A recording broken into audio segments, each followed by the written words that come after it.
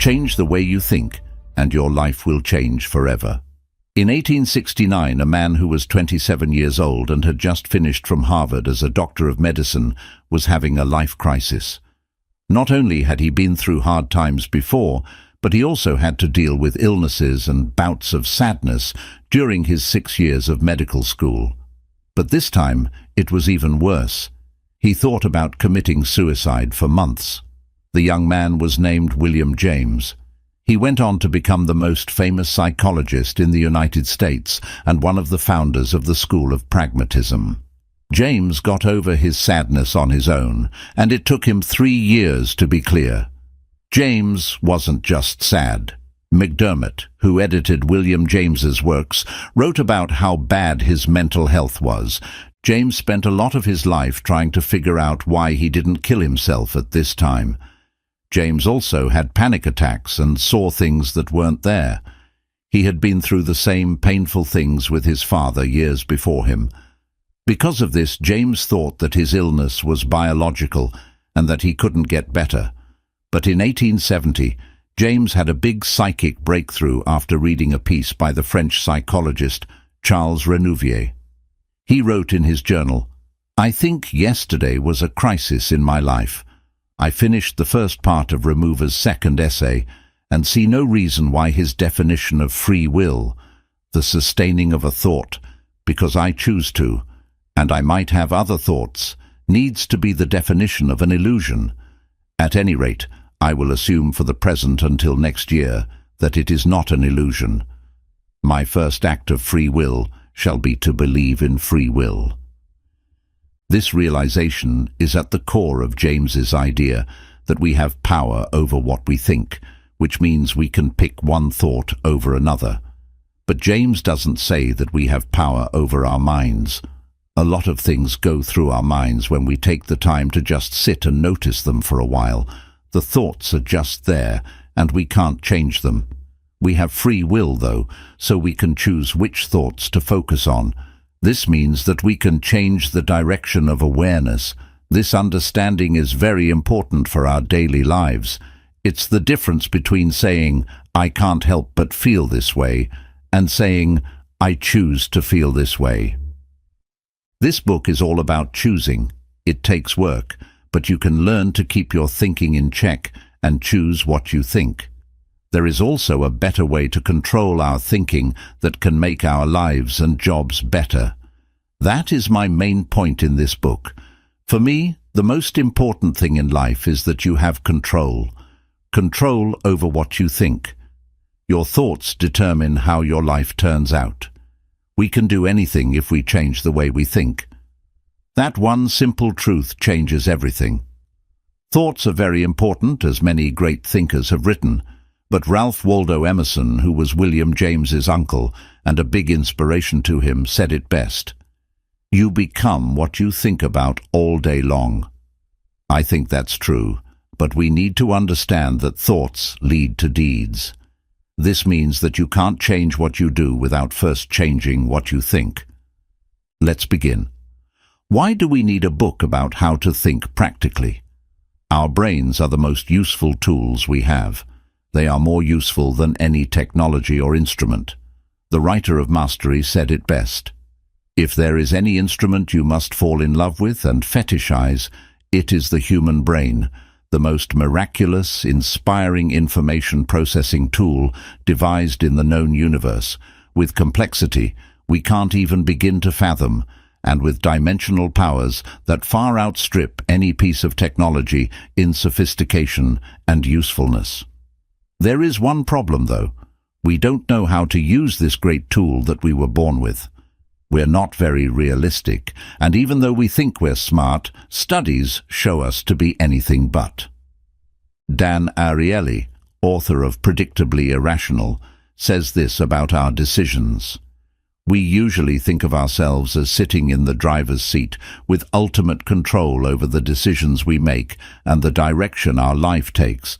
But alas, this perception has more to do with our desires and how we want to view ourselves than with reality. Emphasis mine. Over the last 100 years, scientists have found more than 100 cognitive biases or mistakes in the way people think. This is strong evidence that we are not practical thinkers a lot of the time. We make choices based on our emotions and gut feelings without having all the facts. I've read a few books that help me think and make decisions better. I liked them, but they were all lacking in one thing. They were useful through stories. They do a great job of showing why we think the way we do, but I couldn't find a book that showed me how to change the way I think. That's why I wrote this little book. It has everything I know about how to think. That's why I'm writing this, to give you at least one idea that you can use to improve your life, business, or job. That's why I put all of my best ideas in this book. I made Think Straight so that you can read it more than once. And I hope it helps you, especially when things are hard. To keep this book useful, I use theory, stories, and my own experiences to give you tips that you may or may not be able to use. My first thought is that these kinds of books will only help you if you have an open mind. Now, if you don't think that's you, I can save you an hour. Just get rid of this book, burn it, ask for your money back, give it away, whatever. You must make a clear choice. Use it or leave it. Use what works. I'm not an expert on what people think because I'm not a physicist, psychologist, philosopher, or anything else. Throughout my whole life, I've believed that you have no power over your thoughts. I was happy one day and sad the next because of that way of thinking. I also got angry quickly and couldn't figure out how to fix easy problems in my business, relationships, and job. But I learned how to think better by writing in a diary, reading, and thinking about myself a lot. In what way do I know I can think better now than before? I am no longer ruled by my thoughts, and this makes me very happy. The way I use my mind is no longer the other way around. That, to me, is what better thinking means. It is not about how smart you are or how many math problems you can solve. It is about how you use your mind to get what you want. Change your thoughts, change your life is true for me. I gave up on starting my own business, was very stressed, and hated my life just 3 short years ago. I felt stuck. I don't want to make my situation sound too serious, though.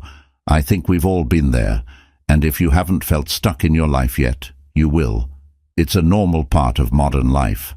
I don't mean to scare you, but you know how these self-help books end, right? They want you to believe that I was down and out. I lost all my money. I was depressed. My life sucked. But then I discovered X, and then my life changed. To be honest, I'm not any different. Like, I want to sell you on the idea of useful and useless thoughts in this book, but there's a difference. I'm only giving you my point of view.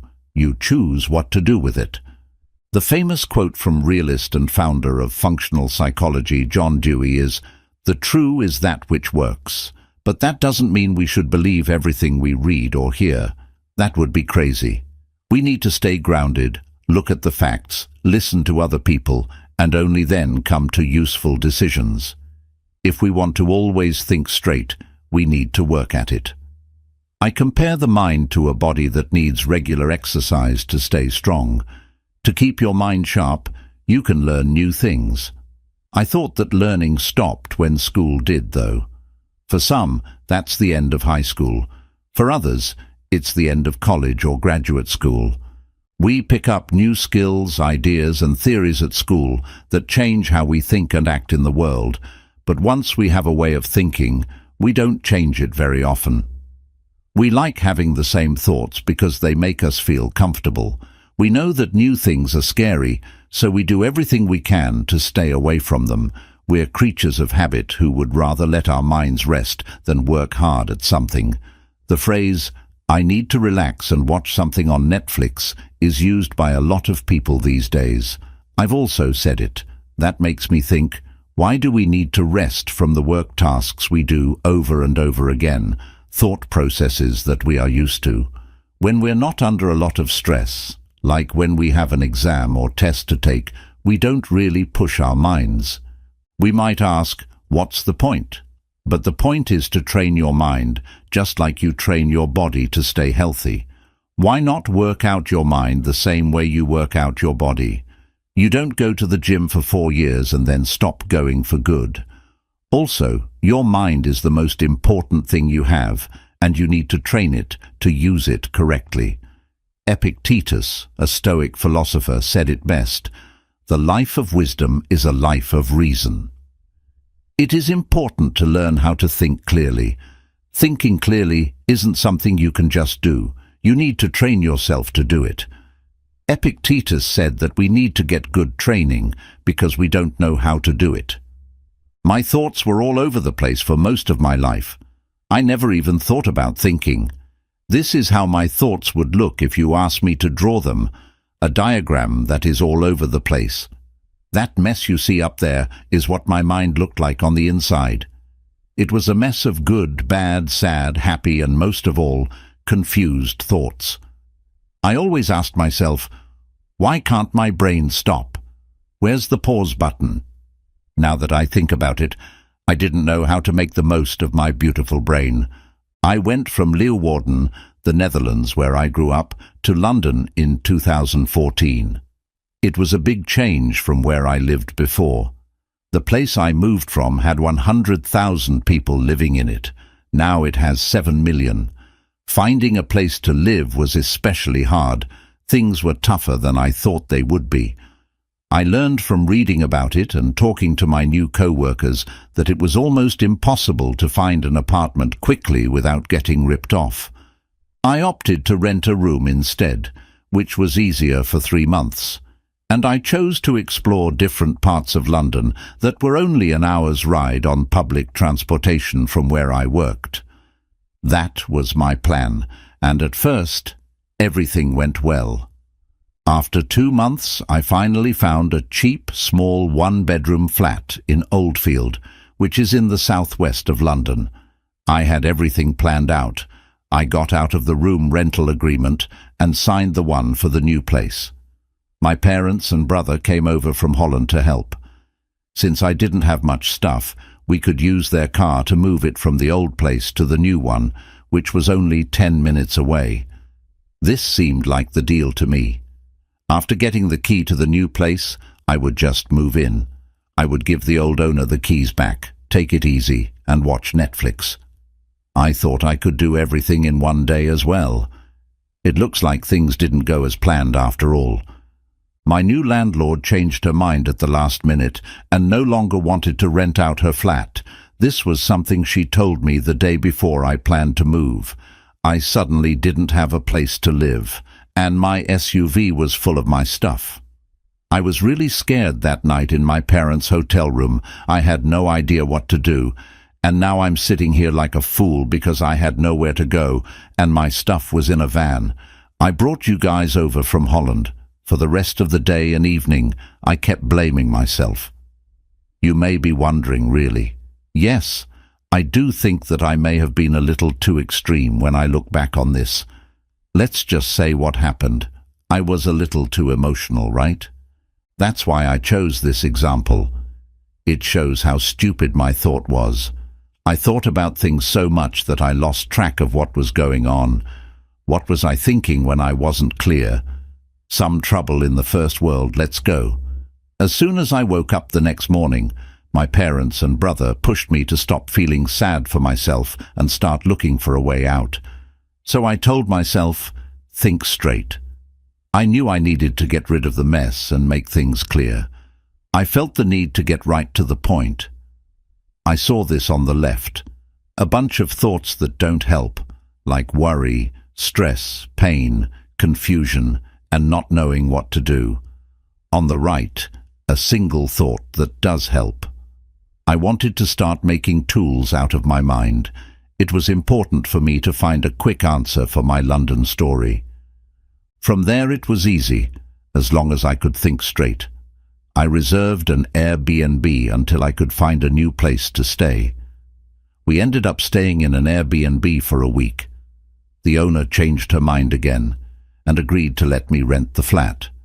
That's why all of my worrying, stressing, and thinking was so pointless. How often does that take place? We decide and jump to conclusions so quickly based on what we think. Everyone here is a person. All the time we mess up, change our minds, and think things that aren't true. That's fine. Going crazy with your thoughts is not normal. And after a lot of other pointless thinking, I chose to change. I didn't have a big shock or major event that made me decide to change. Life isn't like a Hollywood movie. I know people who only change after a lot of troubles. At some point, we have to say enough, and you know what? Many people don't change at all, but we shouldn't worry about that. I had had enough of emotional pain after years of chaos in my head. That's the most beautiful thing I can make it. There's no need for an all-is-lost moment.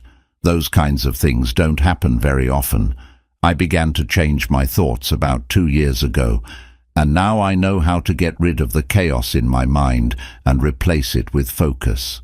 There's peace now. The rest of this book will tell you step by step how I did it, but first, I'd like to talk about some history of thought. A short history of thought. We all have thoughts, but not all of them are good. The most important thing is the nature of your thoughts. Alexander the Great, a Roman emperor and Stoic philosopher, said it best. The universe changes, but our lives are what we think they are. It's clear that things are changing faster than ever. There are fewer jobs. Computers turn you into a zombie. Schooling costs a lot of money. Living costs rise quickly while wages don't. You have less time for yourself, and so on. It feels like you wake up in a new world every day because life changes so fast. What do you think about that? If you're like me, these events make you think a lot, which means you worry and are unsure. How do I stay alive? How can I make my business fit new market conditions? How can I move up in my job? How am I not going crazy? It's hard to control your thoughts. Thought control has been a goal for as long as people have lived. Philosophers of all times and places have agreed on one thing since the 5th century BC. The mind is a tool for solving problems, and many philosophers say that the quality of your thinking affects the quality of your life. All of these people, Confucius, Socrates, Descartes, and William James, talk about how they think and see the world. A lot of us know that Socrates said to question everything, even yourself. I know one thing, that I know nothing, is what Socrates reportedly told the Oracle of Delphi when Socrates was named the greatest man on earth. He is smart because he believes he doesn't know anything. That's a way to think. René Descartes, a French philosopher who lived in the 1600s, went even further. He had doubts about everything in life, even his own survival. How do you know you're not thinking or living in the matrix? That's why he famously said, cogito ergo sum, which means, I think, therefore I am. Descartes came to the conclusion that he must exist because he can think.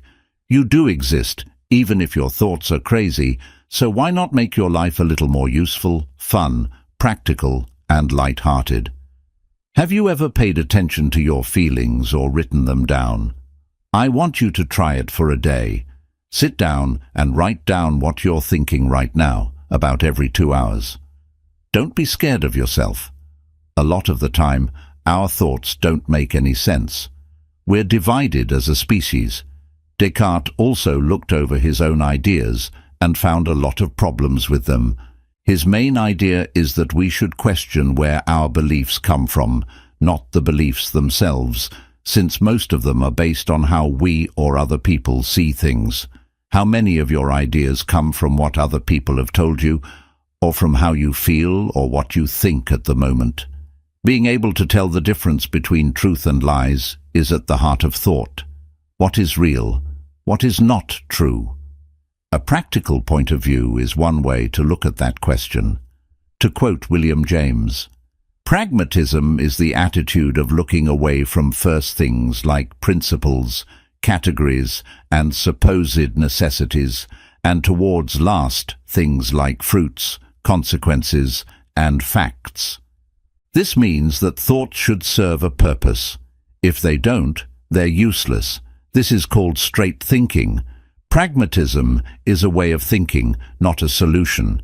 In fact, all thinking is a way of thinking. Your thoughts are an instrument, but they're a conflicting instrument. Thinking is not only hard, it's the single most important thing in life. Remember, the quality of our thoughts determines the quality of our lives, and our decisions are a result of our thoughts. Life is not linear. I always thought in a linear way. A leads to B, and if B is C, A also leads to C. I looked at appearances first, thoughts, and made a lot of assumptions.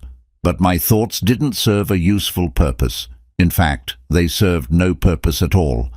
Instead of thinking, I followed convention. I let others do the thinking for me. Most of us are like that. I honestly thought I would never have to worry about having a job if I got my college degree until I was about 26 years old. I learned the hard way that nothing is guaranteed in life. You have to work hard to make money, and having a degree has nothing to do with making money. If I had to pick another predictor of career success, I would say skills. The better you are at something, the more value you can add to other people's lives. Most of us think there's a straight line from where we are to where we want to be. For example, let's say your goal is to start a business so you can have more freedom in your life. That was always my goal, and I thought I would just work on it until I reached it, but I had to take a lot of detours along the way. I worked for other people and started businesses that failed. Realizing that life doesn't go in a straight line helps us change the way we think. Along the way, I got down a lot and almost gave up, but now I know that things don't always go as planned, which helps me come up with backup plans or other ways to reach my goals.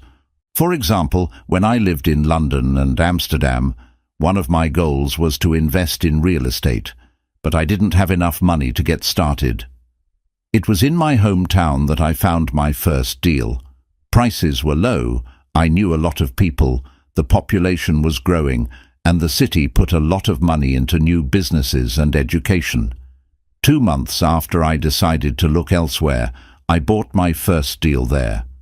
The point is that there are many ways to reach your goals, and if everyone else is doing something, you probably shouldn't either. Your brain is always working, even when you're not thinking. It reads all the information that comes in and compares it to information that it already has stored.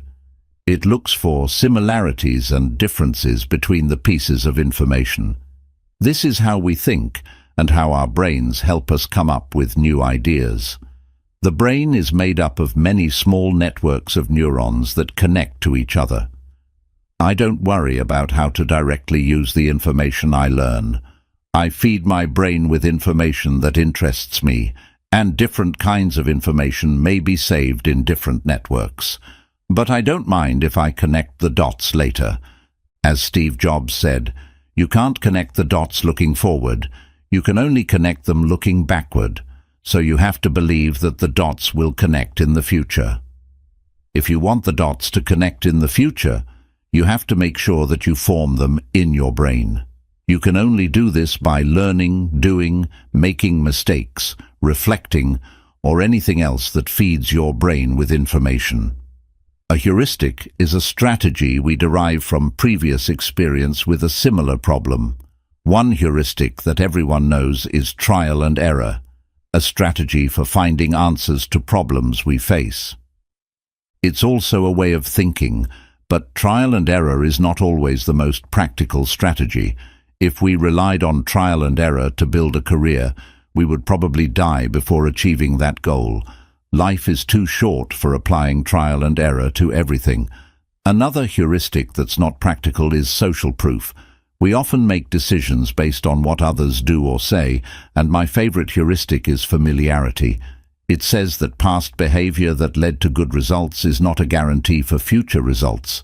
The familiarity heuristic also explains why we favor things and places we know over novelty. It's one of those things we see every day. We eat the same things, we walk the same route, we make the same mistakes, and we complete the same tasks at work over and over again. And then we complain that our lives are stuck or boring. No wonder you're making decisions based on familiarity. But who says that familiarity is always a good thing?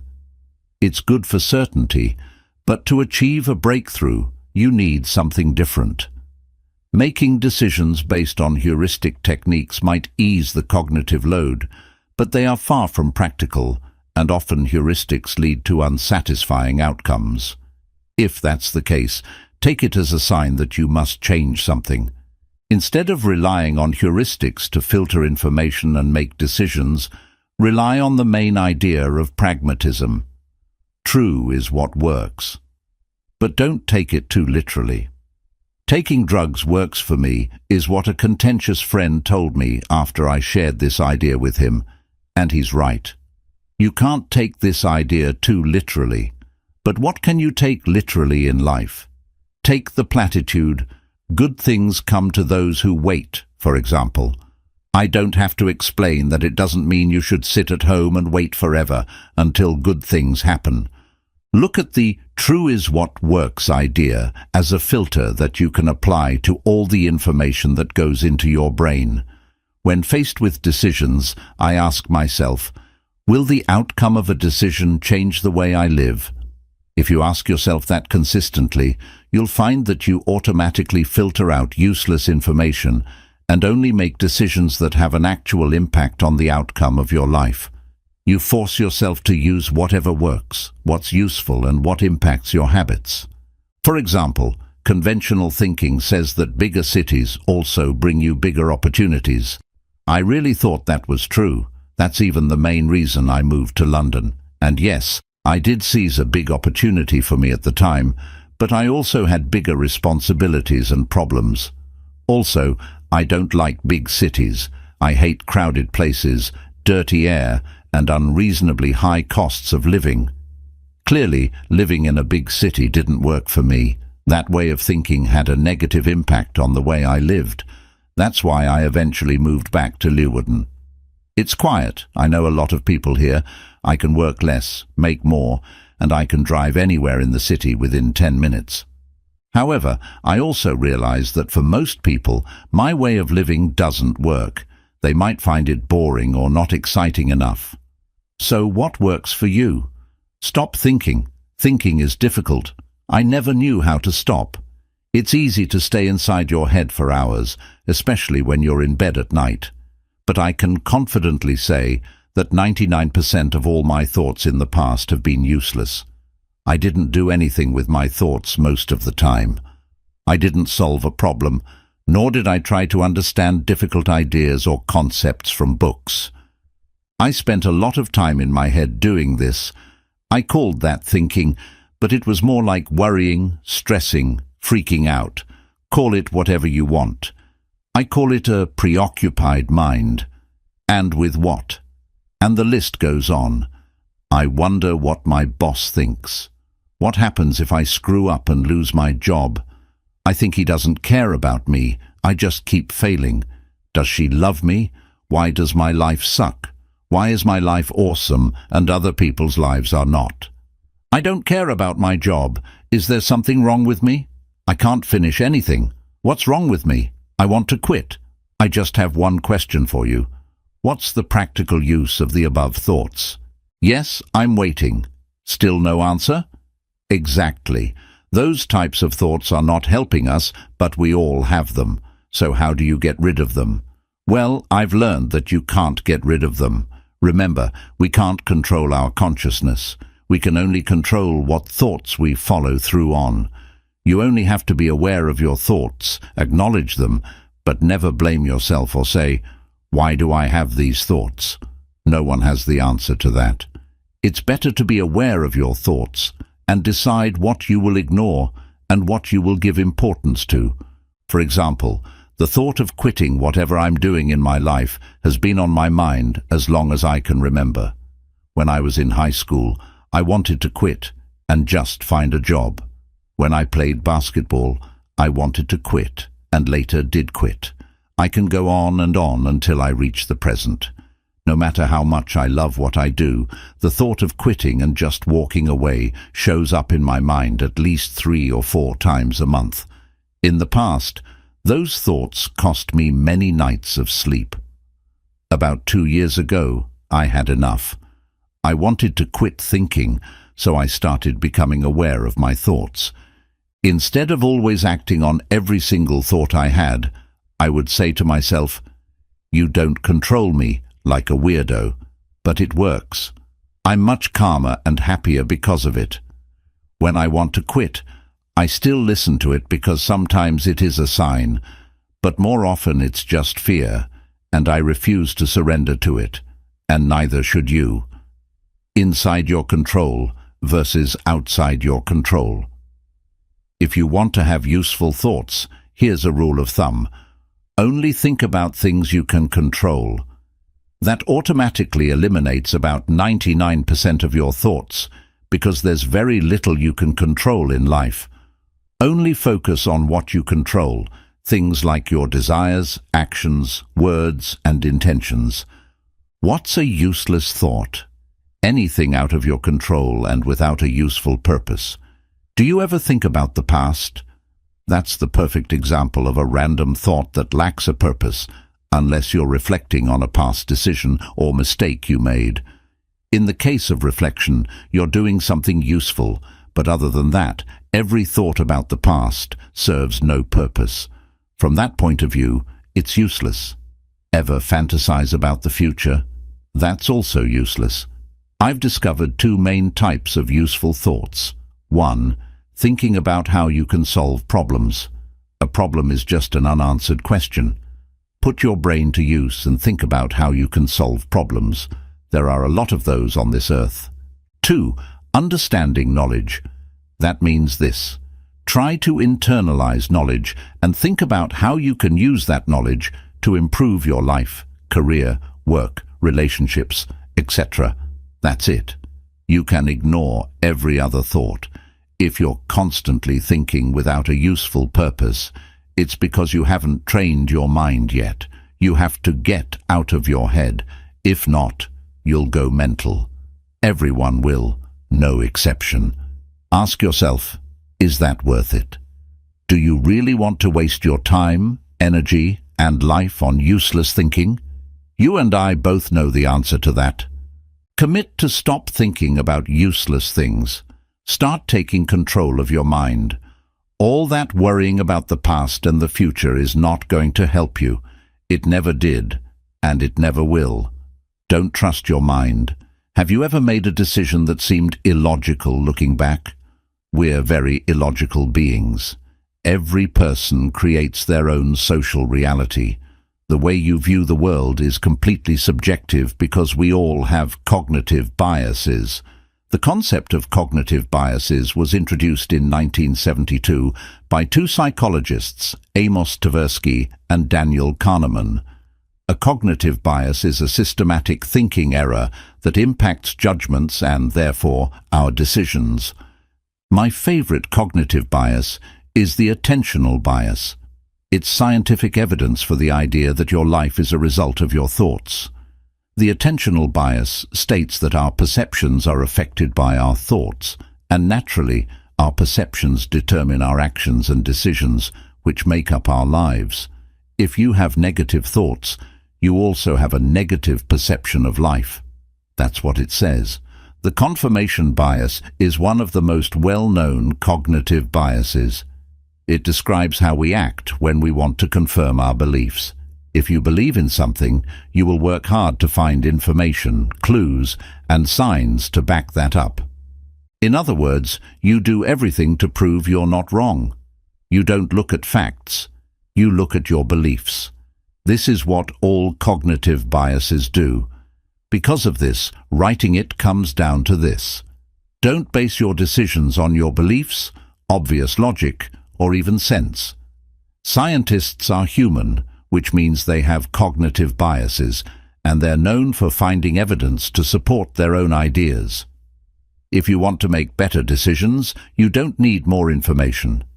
Instead, I found that a pragmatic and neutral point of view leads to better informed decisions. Unfortunately, there is no such thing as the best decision. When I feel like I can't get out of a thought pattern, I look at the list of cognitive biases. It's simple and free. Just go to the Wikipedia page for the list. Most biases seem like common sense, and that's the point. Cognitive biases explain why we do things that don't make sense when we look at the facts. I hate making assumptions, but I do them all the time. If someone doesn't answer my email, I think they don't care. If someone says sorry, I think they're not really sorry. If I have a headache, I think I'm sick. I know I'm not practical because assumptions are not facts. To think clearly, you need to get rid of all assumptions and only look at facts. The pragmatist clings to facts and concreteness, observes truth at work in particular cases, and generalizes.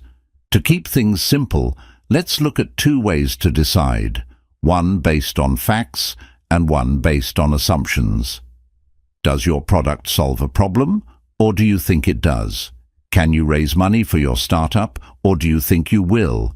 Will you get a raise, or do you think you will? I try to avoid making assumptions as much as possible. Instead, I like to look at the facts, and then come to a conclusion. What if you can't rely on the facts? Well, sometimes you can't find them, or you need to make a decision quickly. In those very rare cases, I like to go with my gut. No matter what you do, don't waste your time on other people's guesses and opinions that aren't based on facts. True versus untrue. In the previous chapter, we talked about looking at facts, but are facts also the truth? The answer is no. Confusing, right? It's just like life. For example, does God exist? I don't know. I've never seen any evidence. Does that mean God is not real? It doesn't matter what I think. If God has an impact on the way you live, it's true for you, no matter what scientists say. Friedrich Nietzsche, the German philosopher who had a profound impact on Western philosophy, famously said, "There are no facts, only interpretations." Nietzsche was a man of true self-knowledge. Sigmund Freud even said that he had a more penetrating knowledge of himself than any other man who ever lived or was ever likely to live. He was a very analytical thinker, especially when it came to his own thoughts. When Nietzsche said that there are no facts, he meant that we, as human beings, ultimately rely on our interpretations of reality. There's no way to confirm reality objectively. That doesn't mean nothing is real, and that we're all living in a big dream. We just have to realize that facts are not the same thing as the truth. That simple thought saves you a lot of energy because it means no one can be right or wrong. Don't bother with convincing people with different opinions of the truth. It's just not a practical thing to do. Save your energy for other, more useful things. Take your time to think. He thinks on his feet. He's really smart. I believed this for a long time. Whenever I had a problem, a conversation, or someone asked me a question, I would think quick, quick, quick. Naturally, my first answer sucked. Derek Sivers, one of my favorite thinkers, says he's a slow thinker. It's a common belief that your first reaction is the most honest, but I disagree. Your first reaction is usually outdated. Either it's an answer you came up with long ago and now use instead of thinking, or it's triggering a knee-jerk emotional response to something that happened long ago. Thinking things through takes time. Every time I gave a quick answer, I wasn't thinking at all. I was impulsive. Derek Sivers trained himself not to trust his first thoughts. That's also what he did when his email consumed too much of his time and attention. Being a public figure, Derek received a lot of emails from his readers. Most of them contained quick 5-minute questions. But as he says, if you get 100 of those questions, that adds up to 8 hours in a day. After answering 192,000 emails between 2008 and 2016, Derek knew he needed to do something about it. So he planned to go off the grid, like a modern-day Henry David Thoreau. I was going to go hardcore, shut off all email and social media, and make myself unreachable to all but a few close friends and colleagues. It felt like the only solution. That was his first thought. But then I realized I could remain reachable as long as I don't answer questions, is what Derek writes on his blog. I'm glad he didn't act on his first idea. His second idea is much better. I've emailed Derek myself in the past, and I think what he does makes a big impact on people's lives. What I'm trying to say is that when someone asks you a question, it's okay to say, "I don't know." You can also say that to yourself. I've often been too hard on myself because I didn't have an instant answer to my personal problems. That doesn't make you dumb, it makes you human. Why are we even afraid that people think we're stupid? It's the perfect example of slow thinking. Instead of following your instinct of, "I'll prove them," you can take a step back and ask yourself, why do I even want to come across as smart? If you really think about it, it doesn't matter what others think of you. I think it's always better to take your time to think. If others think that makes you stupid, they are the ones who are not. Quick decisions. Shall we book a business trip to Thailand? Are you interested in a speaking gig at Company X? Should we renovate the kitchen? Do you think we should fire John Doe? How about hiring another sales executive? Just a few questions others have asked me recently, and you know what? Just as I like to take time to think deeply about my challenges, I also take time to think quick decisions through. Every time I said yes to a speaking gig, interview, or giving a seminar, I didn't think about it for long. When things are in the future, we're more likely to say yes. That trip is planned for September. It's now March. That's ages from now. And without thinking about it, you commit to a 5-day business trip or family vacation, but when September comes, you're either in a great professional flow, have other more important commitments, or are in the middle of something else. Now all of a sudden, that quick yes from ages ago is on your mind all the time. Should I cancel the trip? Should I go? Should I go for 2 days only? Why do we make things so complicated when we can easily solve these things by just taking an extra day to think? That's all you need. Just think things through. Know yourself. For instance, I'm currently in a great writing flow. I don't feel the need to leave my city. I have a set routine every day, and it works very well for me. I feel happy, and I enjoy my life a lot. When I go away for even a weekend, my whole routine can be messed up, and then I need another 2 weeks to get back to my bold self. However, I don't always have this mindset. Right now, I'm working on this book, opening a new office, and buying a new apartment. I'm focused on a few important things, but other times, I'm more flexible and actually do like to travel, visit friends, business partners, and live a looser lifestyle. That's why I now take more time to make decisions. Instead of following my first thought, I say, please give me a day or two to think about it. That's all you need. Release your mind. Once I changed my perspective on life, I started training my brain every single day. I started reading 2 hours a day and taking extensive notes of the things I learned. I also started writing articles to share the ideas I learned. In the beginning, I felt like a new world opened up to me. I couldn't get enough of learning more. I bought new books every week and devoured every piece of new knowledge I could get my hands on. But after a few weeks, I had a mental breakdown. All of a sudden, my mind froze up. I felt blocked. I couldn't think, read, or write. My head hurt all day long. That went on for a few days, almost a week. I felt ill, and I didn't understand why. I couldn't even think about why, and when I felt better, I just picked up where I left off. This time, I went on for longer, about 2 months before I hit another wall, but this time, it was different again. No matter what I tried, I didn't feel like I was improving or learning new things. but I kept going and pushing through the difficulty. After this pattern occurred a few times, I finally understood what was going on.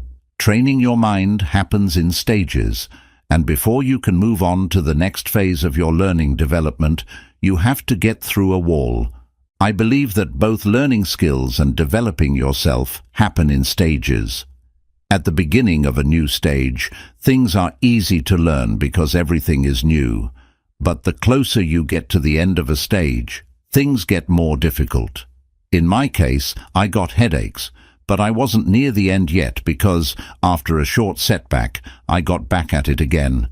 At some point, you hit a big wall. That's the mental breakdown. It's also a point at which you want to give up whatever you're trying to achieve. Writing a book, starting a business, changing your career, or leading a group of people. When you hit a wall, everything stops. The book all of a sudden seems useless. Words have been our primary way to communicate, and that's why we also think in words. When I think, I talk to myself, and when I take notes, I also talk to myself. Create a chapter about drawing your thoughts, is what I wrote in my notebook when I came up with the idea for this chapter. I find that fascinating. One of the best-known thinkers of all time, Leonardo da Vinci, thought visually. How do I know this? I took a look at his notebooks, which you can easily find if you Google them. Here's an example. Now, we don't have to become this great at drawing, but I think we can still learn something. Drawing frees your mind from the constant verbalization. I started drawing the images from my blog posts over a year ago. My drawing skills haven't improved, but my articles have, and one of the reasons is that I take time to think about how I can visually share my idea. I want readers to immediately get what I'm trying to share in the article by looking at my drawings. That's why I think a lot about visualizing an idea. Sometimes I draw a graph, sometimes I emphasize a sentence or word, and I even make simple cartoons. After I make the drawing, I often edit my article to make my idea clearer, and some articles even start with a drawing. This book also started with a drawing. It's the drawing I used in the From Chaos to Clarity chapter. Here it is again. I made that drawing without a purpose. I was just visualizing some of my ideas. One of my ideas is that it used to be chaos in my mind until I found a way to overcome it. As a result, I think clearly. That's the whole drawing, and now it's a book. René Descartes. Be yourself, not what you should be. Beat yourself instead of the world. What are you good at? What are you bad at? How do you learn new things? What do you love, and what do you hate? In other words, who are you? What's your DNA? Yes, biologically we're all pretty much the same. We all have organs, bones, blood, nerves, and we all die. Why is knowing yourself important? I had no idea. No one ever talked about it in school. But I made bad choices because I didn't know myself well enough. The jobs I had, the girls I dated, the things I chased, the choices I made, and the people I spent time with didn't match my strengths, values, skills, and desires. For example, my ex-girlfriend wanted to live in different countries and travel the world. I don't like that idea. I want to stay close to my family and best friends. I don't feel like I'm missing out on anything if I don't go. I worked in boiler rooms selling useless things to people who didn't need them. I don't know why I did that, but I probably did it for the money. I thought that's what you do. But I didn't know myself. I know myself better now than I did 10 years ago, and I'll know myself better in 10 years. Knowing yourself is the first step. Acting on that knowledge is the second. Sometimes opportunities come my way. You might not have time to think when it's not important, but make it a priority. If you don't, you'll end up like I did a few years ago. I didn't think about anything from 2012 to 2015, and all of a sudden I felt overwhelmed and didn't know what to do with my life. I had a real midlife crisis. I didn't know what to do, so I started reading more books. I noticed that many smart and happy people kept journals and thought more about their lives. Specifically, they thought about the things they learned, the mistakes they made, and the goals they reached. When I started writing in my journal every day, I started by writing my autobiography. It's not meant to be published. It's meant to help me learn and reflect. If you don't know what to write, write about it. Write your lips. My money rules. One of my friends told me he hates his job. I asked him why he didn't take any action. "I need the money," he said. I automatically knew that he assumed that the only option for him was to quit. The reason is that we become too dependent on something when we give it too much importance. There's a simple solution: devalue the value of money. I live by these 5 rules. That's what I've done for the past 3 years, and I haven't had a single thought about money. Actually, that's not true. I still think about money. Everybody does. But as soon as I think I have enough money in my savings account, I stop thinking about money, no matter what happens. If you have enough money to survive for 6 months, you'll figure it out. There's only one condition: invest in your skills. It's naive to think we'll always be able to find a job or make money. But since when is that a surprise? I just make sure I invest my money instead of spending it. Investing money is not only about investing in the stock market or in real estate. I have no problem paying $3,000 for a new laptop because it's a tool I use to do my job, and that makes me money. Also, I'm never cheap when it comes to buying important things. I'd rather buy a good jacket that lasts years than buy a cheap one that I have to replace next year. Simply put, I don't buy things I don't need. I don't need a new iPhone every year.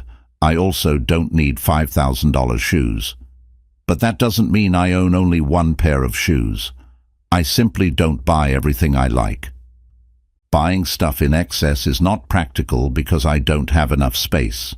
Plus, I like to train myself to resist things to improve my self-discipline. Remember, money is a replaceable resource. When you're out of it, you can earn it back. You can't say the same for time. Don't spend too much time thinking about money. Don't try to think your way out of everything. This doesn't make sense at first sight, but when you think too hard, you often come up with bad ideas. That's because you can't actively think your way out of everything. We've all had good ideas while taking a shower.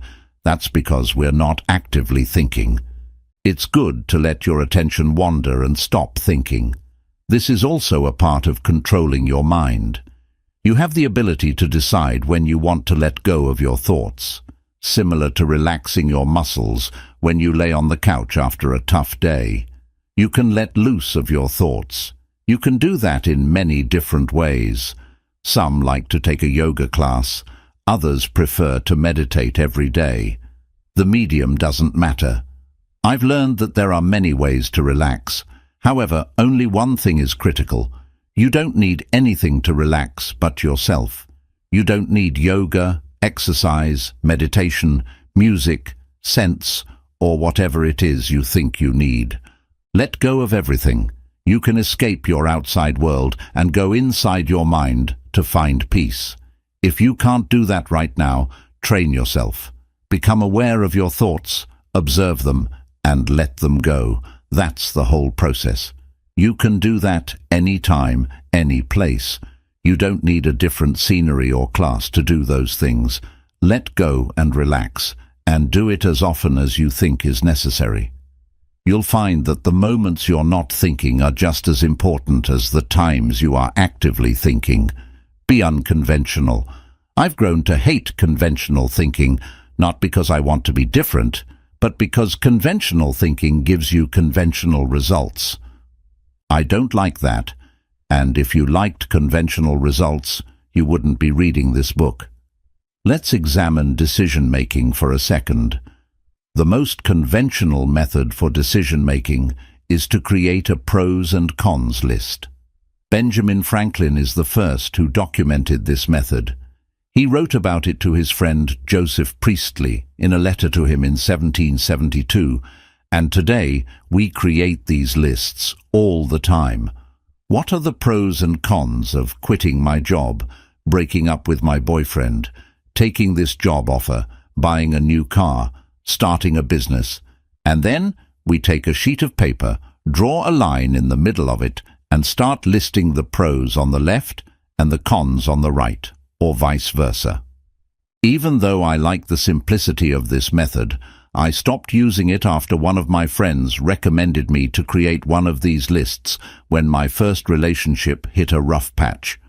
I actually made a pros and cons list for breaking up with my then girlfriend. When I think about it now, I'm ashamed, and it didn't even make any sense because there are always factors that, by themselves, outweigh all of the other factors. Nearly all pros and cons lists for relationships are the same. Pros of staying in a relationship: having someone to share everything with, you can have sex, go on holidays, etc. Cons of staying in a relationship: less free time for myself, getting in fights, going to in-laws, etc. It's always the same, and it's not useful. The same is true for quitting a job you hate. The pro is that you're free from a bad job. The con is that there's a lot of uncertainty. It's time to break free from this conventional thinking. Instead of binary thinking, start thinking more abundantly. It's not this or that. In life, you can have this and that.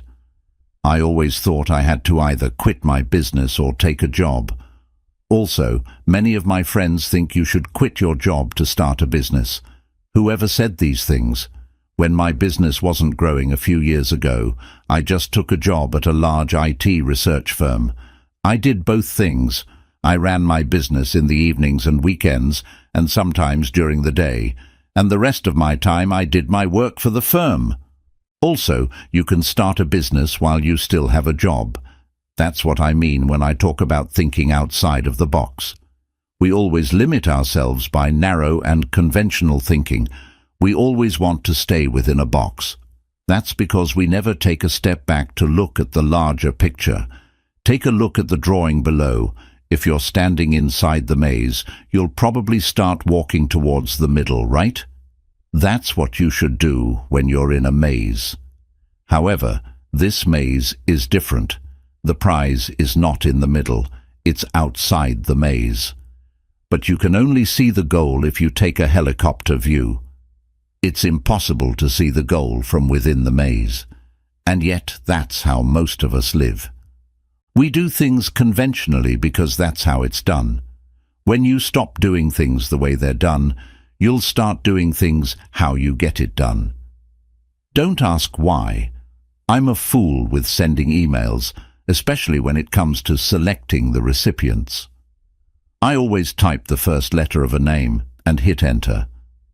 I trust the computer and never check whether the address I've selected is actually the person I want to mail. I'm lazy. Often it doesn't matter, and I get funny responses back from people. But one time, this simple mistake cost me $150,000 in business. I was working with 2 companies on a multi-year consulting deal. Both of my contacts had the same name. Let's call them Wim. One Wim was an existing client, let's call him Wim A, and the other was a prospect, Wim B. Both guys wanted the same type of consulting for their companies, but I gave Wim A a better rate because he was a loyal customer. However, instead of sending the contract to Wim A, I sent the contract to Wim B. This time, it wasn't an innocent mistake. Wim B had previously seen my proposal, which had a higher total price. But when he saw that Wim A got a lower rate, he was upset. Why does he get a lower rate? Is that how you do business? He decided not to do business with us. I learned 3 things. 1. Always double check. 2. Small things can become big things. 3. Don't play favorites. There's no use in asking why I made a mistake or why I was always lazy with email. I just was, and I was wrong. There's no way to justify my mistake. Never brush important details off and say, "It doesn't matter." Maybe it doesn't matter that you hit snooze every single day, or that you ignore the details of your book report or movie. The point is that not striving for perfection becomes a habit. Don't worry about being a perfectionist. There's no such thing. People aren't always perfect. Perfectionism is just an excuse for being afraid of what other people think of our work. No matter what, don't ask why when you face problems, challenges, or mistakes. Instead, think about what you can do to get past or stop the things that are stopping you. Pay even more attention to the details. I missed a small detail that cost me a lot of business, but the lesson I learned was worth more than the business I could have gained. Details are probably the most important thing in business, work, sports, art, and life in general. One of my favorite sayings is, "The devil is in the details." But I never followed that advice because I was too impatient. I was always trying to rush through everything. Emails, calls, reports, assignments, essays, and so on. That was my first title, The Art of Practicality. I liked it at first because it sounded familiar. But as I wrote a book about thinking, I used the same techniques for my own book. That's when I asked myself, what does the art of even mean? I didn't have a good answer, so I knew I had to change the title. Funny thing is that my second title was The Power of Pragmatic Thinking Like a Genius. I came up with another generic title that was even longer than the first one. How many books start with The Power of?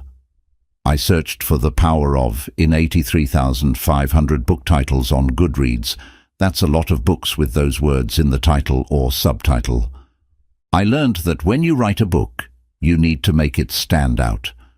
No one cares about a better book on thinking. You probably picked up this book because you were expecting something different. But with the other books I had written, I knew no one would think it would be different. I began pushing Think Straight on my website and social media 2 weeks before it came out, and my fans became very excited very quickly. Soon I was getting emails like this. "Can't wait for the book! Great job! I can't wait to read your new book. You are very determined. I'm looking forward to Think Straight." I love my readers. That's why I spent a lot of time making sure the title was right. There was no one reading the book at that point, but the title got people interested, which was my goal. Thanks to everyone who emailed me before the start. I hope I heard you. Make a winky face. Just doing your job means thinking about the little things. Authors, it's your job to make sure your book is the best it can be. It is your job as a creator to make the best design possible. There's no way for you to write one book or create one product and then quit. You have to keep going over the details if you want to grow mentally, emotionally, and financially. Don't forget or undervalue things if you want to do a good job. If you can't, don't do the job at all. Take the thought process out of it. I don't want to turn into someone who thinks all the time but never does anything. I think the only reason is that I want to make my life more interesting. I enjoy getting more out of things because it makes me happy. That's the reason I don't like to think about every day. It sounds strange, doesn't it? You say you need to think more, but now you say you're not thinking as much. Yes, that's exactly what I mean. If you improve the quality of your thoughts, you will also improve the quality of your deeds. Remember that acting is always more important than thinking. Getting into habits is the best way to make sure you do more. As an example, think about exercise. I've always had a hard time keeping in shape, and I was overweight for a long time. When it came to exercise and food, I always played thought games with myself. Should I work out or go for a run? I'm going to the gym tomorrow after eating these chips. Which days should I work out? Every Monday, Wednesday and Friday, or maybe every Tuesday and Thursday? That is too much thinking that doesn't help. To help you stick to my simple rules, you should work out for at least 30 minutes every day, but don't overdo it. You should also eat healthy foods and avoid junk food, and you should keep track of what you eat and how much you exercise. Putting together a few rules makes a system, and systems help you do things without having to think about them. If your method doesn't give you the results you want, all you have to do is think. I would change my method if it made me feel bad or made me gain weight. It's never perfect, even if it does work. So I often think about what I can change or how I can make my processes better. Do not dwell on your mistakes. My grandma was always around when I was a kid. There was a time when she was maybe too kind because she gave up a lot for her parents, brothers and sisters, husband, and then her children. That's life too. She gave up a lot to live in the Netherlands for the last part of her life instead of her home country of Iran. You can't live together and build a strong family without giving. Because she felt so bad about the past, she talked about it all the time, and especially in her last few years, she almost cried every day. My mother, father, brother and I went to see her a lot and made her laugh, which was nice. But I could always feel the sadness. My grandma taught me a lot, mostly about being kind and how important it is to have strong family values. But the most important thing she taught me was that you don't regret what you did. You regret what you didn't do. When my grandma died in January 2015, I made up my mind to always remember that lesson. In the past, I always thought I wanted to live in different places and visit the world. I understand that it's not a new goal. A lot of the people I talk to love the idea of being free and exploring. Why does that happen? A lot of it comes from pop culture, in my opinion. A lot of people look up to famous travelers like Jack Kerouac and Ernest Hemingway. These days, young people look up to social media stars who also travel the world and post Instagram photos of their adventures. Even though the way you travel and share your memories has changed, the desire to do so has not. That way of life isn't for everyone, though, and I didn't know that before I started moving. I mean, how could I? You have to go through some things in life to really know what they're like. You can't really know what it's like to be a business until you try it. Reading business books and watching videos about starting your own business won't make you an entrepreneur, ever. You'll end up living the life of someone else.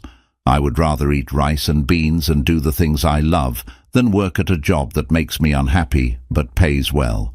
In the end, this is your life, and the only way to be happy with it is to do what you really want.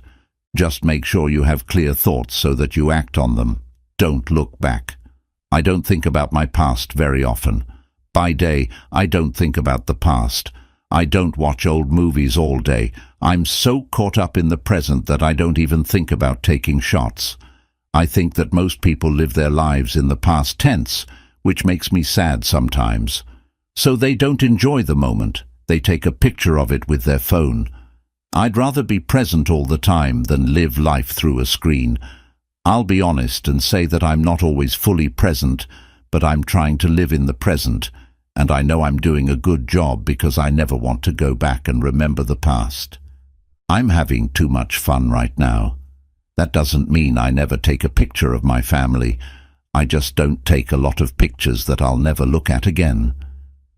When do you have time to look back at all your memories? How many movies and pictures do you have? How many old records, awards, mementos, and other real items do you keep that make you think of the past? For those of you who find it hard to let go, I have some good news. You will never use that old iPhone that you've had in your desk drawer for years. Change that movie from your trip with friends over the weekend. Check out your old quizzes, articles, and grades. Put on those old clothes you've been putting away. Use the thing that makes you think of your first date in any way you want. Many things from the past get in the way of living in the present when we hold on to them.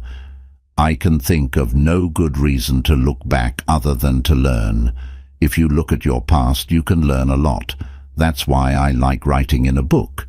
I often read back over my journal writings to figure out what I was thinking at the time, especially when things don't go as planned. I try to figure out why I went back. I started a paid membership site in 2017 after writing regularly for 2 years and getting more than 22,000 people to sign up for my email. I thought about the membership site too much before I started it. With the help of 1,000 readers giving me $5 a month, I can write, train, and help other people for a job. Members who pay will get material from me that no one else has. That's a good deal. That's how I thought about it. I got the idea for 1,000 from Kevin Kelly's important article, 1,000 True Fans. I also looked at how other blogs started their membership sites. I had sold hundreds of online classes before that, so I knew people liked my work. At least it looked good on paper, but what I thought would happen didn't happen. 78 people signed up. After a month, I shut down the membership page. After 6 weeks, a lot of people, including paid members, friends, and co-workers, told me I stopped too soon. That's possible, but I don't give up when things get tough. During the 6.5 years it took me to get 2 degrees, I often thought about dropping out. Also, because it's so hard to make money, I've thought about leaving my family business many times. That will never change, though. I didn't quit my membership site because I got it wrong. It will take me more than a year to get 1,000 paid users at this rate. Besides, 6 people cancelled in the first month, which means it will take me even longer if I include those. Also, for the past 6 weeks, I felt obligated to give my paid members special material. The stress of making sure they get something from the membership takes up a lot of time that I could be using to grow our family business or my teaching business. In the end, I don't think a membership site is the best way to go. Instead of just adding 78 to the number, I gave it more thought. How can people stay? How much do you have to do? What other options do I have to reach my goals? I can help people in a lot of other ways as well. I also make a living in a lot of other ways. Because of this, I shut down my membership site after only 6 weeks. It's not the end of the world if things don't work out. Choose something, stick to it, and move on. Only look back to learn. When I think about the time I wasted trying to start a membership site, it was easy to see what I could have done differently. It took me 3 months to make the club area, write copy, add material, and so on. It was clear to me from the start that running a membership site would take time. Do you remember the part about specifics? Do the job right, or don't do it at all? I should not have done anything at all in this case. Why? I didn't have time for myself because I was too busy running my family business, writing books and papers, making classes, and advising. I've learned that I can only handle one big job at a time in every part of my life. You should look back, but don't stare for too long. Life is going on now. Take good care of your time. Time is running out. We all learn that one day, and once we do, we start to pay more attention to how we spend our time. Thoughts are like a sword with 2 edges. It can make you stronger or weaker. What will happen depends on how you think. Your mind is just a tool, nothing more or less. I talked about how I've learned to use my brain better in this book. There are times when you need to change the way you think, and times when you need to stop thinking. You should choose when to use each way, but don't think too much. That's a waste of time. But in the end, thinking is pointless if you don't do anything. But as we already said, action comes after thought. Good ideas lead to good deeds. To make my point clearer, here are some thoughts that I believe will help you. Improving your life, growing your business and job, picturing your future, coming up with new ideas, fixing problems, and planning fun things to do with your partner, family, or friends. It's not that hard to understand. It's hard and takes work to stay with this way of thought, though. If you only read this book once, don't think you'll become a useful thinker. Like any other skill, Thinking better needs to be practiced every day. I do that by seeing everything that happens to me as a chance to think more clearly. If I don't, I waste time on pointless things like whining, feeling sorry for myself, and not enjoying my life. As a group, we think so much that we miss out on life, and it has nothing to do with the cool things other people do. Everybody knows that the little things in life are what make it beautiful. When you woke up this morning, did you notice the sun or the drops of rain? Did you notice how your coffee smells? Did you touch your grains to see how they felt? If the answer is no, you need to get out of your head with your thoughts and start feeling. Intercom, this whole thing has only one goal. Intercom, your mind should always be calm, no matter what goes on in your life or what happens to you. That's the most important thing in life. If we have mastery of the mind, we are in charge of our thoughts. Remember that the only way to do that is to practice every day. Mindfulness or meditation are two words that people may use to describe it. Don't make it too hard to understand.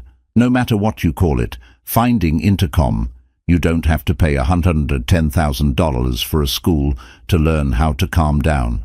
Sit down, connect with your thoughts, notice them, and then push them aside. That's all there is to how to meditate. Every time I walk, work out, write, wait, sit, lie down, or do anything else, I meditate to find peace. I can always make time and energy to go inside.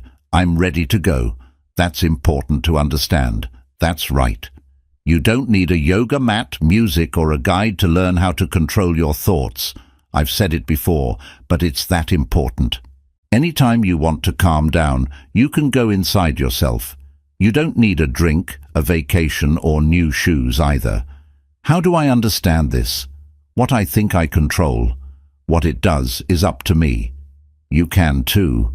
Think about other people. A lot of the ideas I wrote about in this book come from the pragmatist school of thought.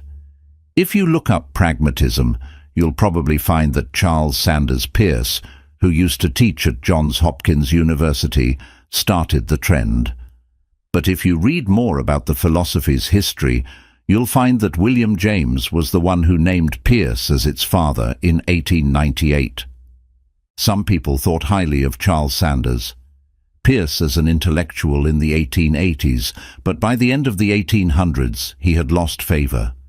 In the 1860s, James and Peirce met while they were both students at Harvard's Lawrence Scientific School. Peirce was once seen as a math and logic genius.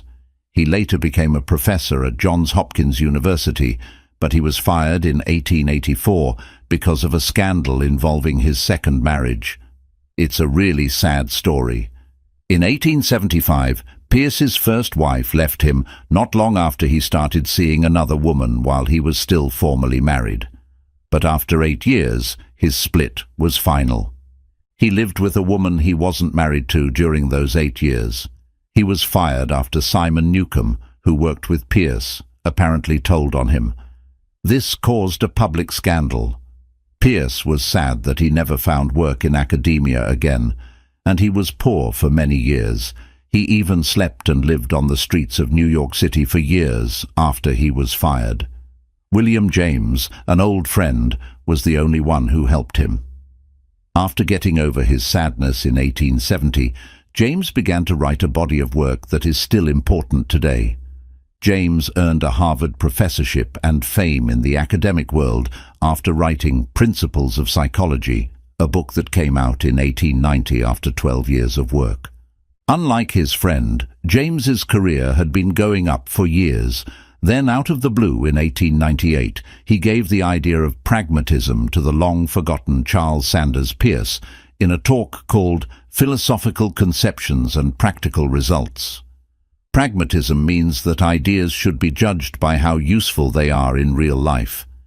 James thought that scientists were wasting their time on theories and ideas that were too general and didn't apply to real life. If a science showed how the earth was made, would you change how you live? Pragmatists believe that we can never have complete proof of anything.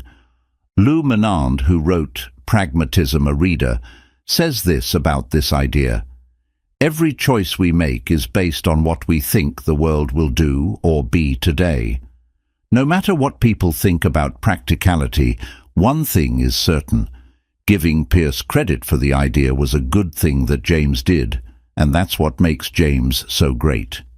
It wasn't his goal to get credit for something he made, because Pierce would not be known, and practicality would not exist without James's deeds and support of it. James did something important when he did that. He helped a pal. Pierce got some attention, and in his later years he even wrote a few papers. 1. Embrace the stages of learning and growth. Learning and personal growth are not straightforward, linear journeys where progress is always steady and predictable. Instead, they occur in stages characterized by periods of progress, setbacks, plateaus, and breakthroughs. Think of learning as a winding path with ups and downs rather than a straight line. Along this path, you will encounter mental walls or roadblocks, times when it feels impossible to move forward. These walls often show up unexpectedly and can be incredibly frustrating, but they are not signs of failure. Instead, they represent a critical phase of development where growth is happening beneath the surface, even if it doesn't feel like it. These mental walls are moments when your skills, knowledge, or motivation seem to hit a ceiling, and continuing feels overwhelming or even pointless. However, it's important to recognize that these challenges often occur right before significant breakthroughs. It's like the darkest hour before dawn. These struggles precede moments of clarity, skill mastery, and personal insight. When you find yourself stuck, remember that feeling stuck is not a signal to quit.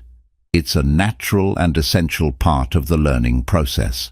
In fact, the frustration you feel is your mind's way of signaling that you are on the brink of leveling up. Embracing this cyclical nature of learning requires a shift in mindset. Instead of viewing setbacks, mistakes, or moments of stagnation as failures, see them as valuable opportunities for growth. Each setback forces you to pause, reflect, and adjust your approach. It's during these times that you refine your skills, sharpen your strategies, and test your resilience. For example, if you're learning a new skill like playing a musical instrument, you might hit a point where it feels like no matter how much you practice, you're not improving. This is the wall. But by pushing through, by trying new techniques, adjusting your practice routines, or seeking feedback, you eventually break through and reach a new level of mastery. Resilience is developed in these challenging moments, not when everything is going smoothly. It's easy to feel confident and motivated when you're making rapid progress, but real growth happens when you face obstacles and choose to keep going. These moments teach you to persevere, adapt, and innovate.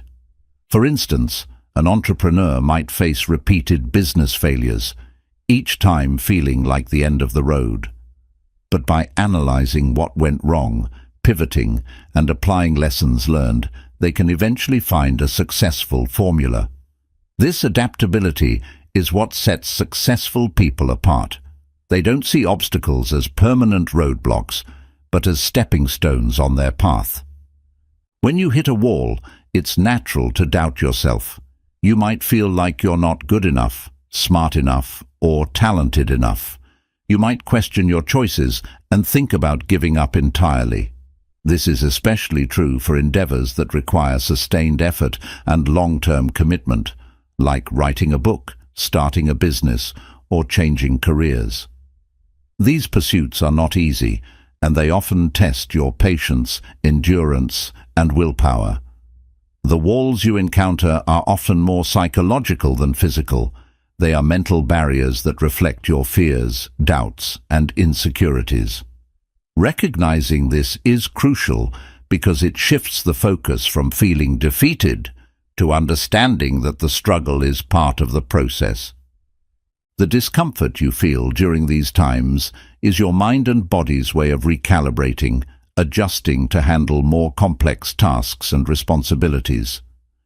Just like muscles grow stronger by being challenged and pushed to their limits, your mind becomes more resilient when it is tested by setbacks. By confronting these challenges head-on, you build mental toughness and endurance. Each time you overcome a wall, you emerge stronger, more capable, and better prepared for the next challenge. It's crucial to keep your end goal in sight, whether it's completing a difficult project, mastering a new skill, or reaching a personal milestone. Remind yourself that every great achievement is built on the foundation of resilience and perseverance. Learning isn't just about acquiring new information or skills. It's also about integrating what you've learned into your life in practical, meaningful ways. This often involves unlearning old habits, behaviors, or mindsets that no longer serve you. Growth requires you to let go of outdated beliefs and replace them with new, more empowering ones.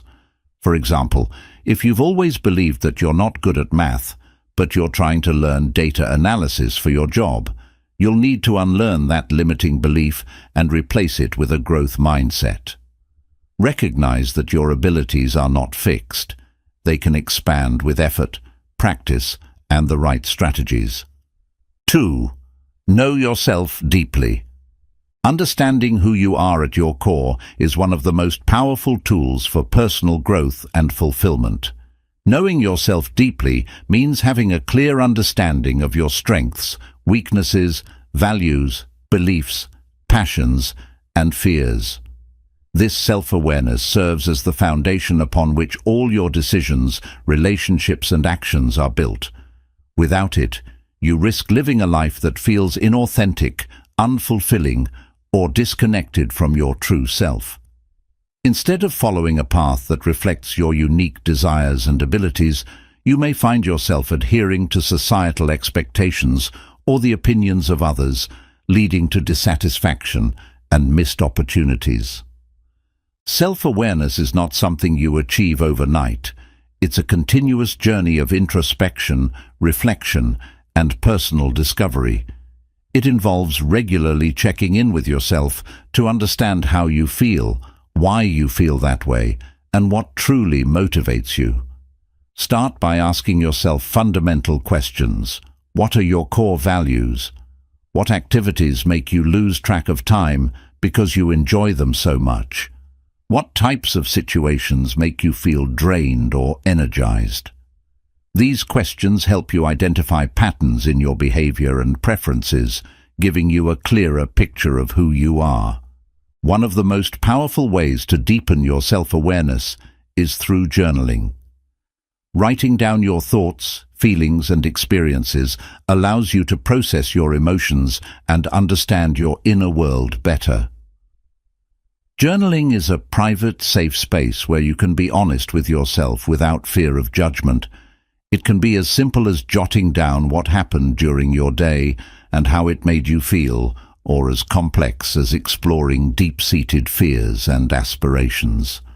Over time, these entries become a valuable resource for identifying recurring themes in your life and recognizing areas that need attention or change.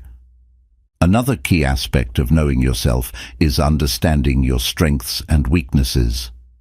Everyone has areas where they excel and areas where they struggle, and acknowledging these openly is crucial for personal and professional growth. Many people focus too much on their weaknesses, trying to fix what they perceive as flaws, while neglecting to develop their strengths. However, it's often more beneficial to double down on your strengths, those unique abilities that set you apart, while finding ways to manage or compensate for your weaknesses. For example, if you're a creative thinker but struggle with organization, rather than forcing yourself to adopt rigid systems, you might partner with someone who has strong organizational skills. This approach allows you to stay in your zone of genius while still achieving balance. Self-awareness also means knowing your emotional triggers, those specific situations or interactions that provoke strong emotional reactions.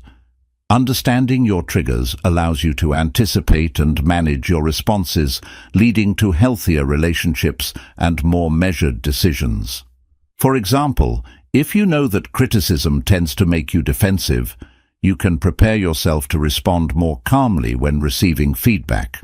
This kind of emotional intelligence not only improves your interactions with others, but also enhances your ability to navigate challenging situations without being derailed by your emotions. Additionally, knowing yourself helps you set boundaries that protect your well-being. When you're clear on your values and priorities, it becomes easier to say no to things that don't align with them. Boundaries are essential for maintaining your mental and emotional health, as they prevent you from overcommitting, burning out, or feeling resentful. They also help you build stronger, more respectful relationships, as others understand where your limits lie.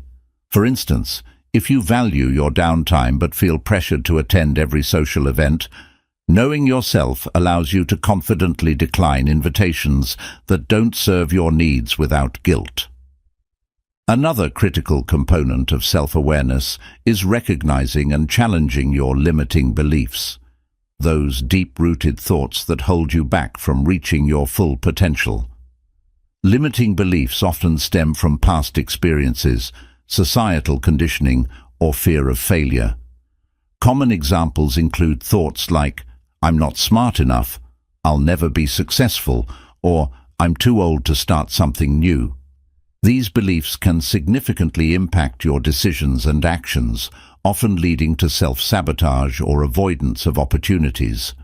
By identifying these beliefs, you can begin to question their validity and replace them with more empowering thoughts that encourage growth and action. 3. Control your mind by managing your thoughts. Your mind is your most powerful asset, but it can also be your greatest obstacle if not properly managed. Many of the challenges we face in life are not caused by external circumstances, but by our internal dialogue. The constant stream of thoughts, beliefs, and judgments that influence how we perceive the world. Learning to control your mind by managing your thoughts is essential for personal growth, mental health, and overall well-being. It's about taking charge of the way you think, so your thoughts serve you rather than sabotage you. Our thoughts are incredibly powerful because they shape our reality. What you think directly affects how you feel, how you behave, and ultimately, the results you achieve in life. For instance, if you constantly think that you're not good enough, those thoughts will manifest as self-doubt, hesitation, and missed opportunities.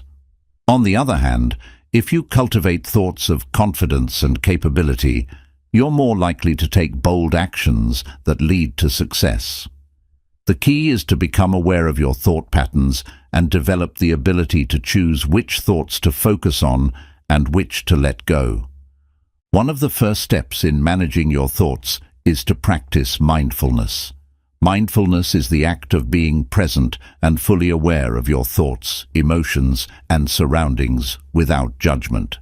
It's about observing your thoughts as they come and go, rather than getting caught up in them.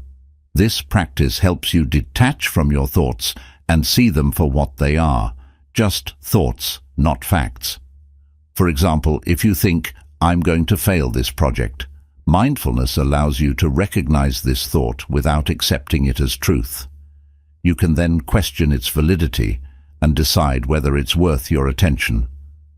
Mindfulness also helps you identify negative thinking patterns, such as catastrophizing, expecting the worst to happen, overgeneralizing, believing that one negative experience defines your entire life, or filtering, focusing only on the negative aspects of a situation. By becoming aware of these patterns, you can start to challenge and reframe them. For instance, instead of thinking, "I always mess things up," you can reframe it as, "I made a mistake this time, but I've also succeeded in many other situations." This shift in perspective not only reduces stress, but also empowers you to approach challenges with a more balanced and constructive mindset. Another effective strategy for managing your thoughts is cognitive restructuring, a technique used in cognitive behavioral therapy. Cognitive restructuring involves identifying irrational or unhelpful thoughts and replacing them with more realistic and positive alternatives. This process starts with recognizing thought distortions, like all-or-nothing thinking, "If I'm not perfect, I'm a failure," or personalizing, "It's my fault that this went wrong." Once you identify these distortions, you can challenge them by asking yourself questions like, "Is this thought based on facts or assumptions?" Or, "What's another way to look at this situation?" By questioning your thoughts and seeking evidence, you can break the cycle of automatic negative thinking and create a more accurate and balanced view of reality. For example, if you find yourself thinking, "I'll never be able to learn this new skill," you might challenge this thought by recalling past instances where you successfully learned something new. This helps shift your focus from perceived limitations to your proven abilities, boosting your confidence and motivation. Managing your thoughts also involves setting boundaries with your mind. Not every thought deserves your time and energy. Some thoughts are simply unproductive or harmful, and learning to let go of them is crucial for maintaining mental clarity.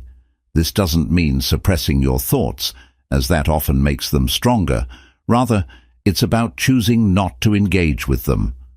One way to do this is through the labeling technique.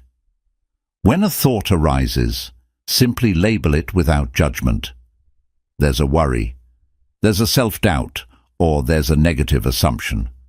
This act of labeling helps you distance yourself from the thought, making it easier to release. It's also important to develop a mindset of self-compassion. Many people struggle with harsh self-criticism, which only amplifies negative thinking and feelings of inadequacy. Self-compassion involves treating yourself with the same kindness and understanding you would offer a friend. When you notice critical thoughts like, "I'm such a failure," replace them with more supportive messages like, "I'm doing my best, and that's enough."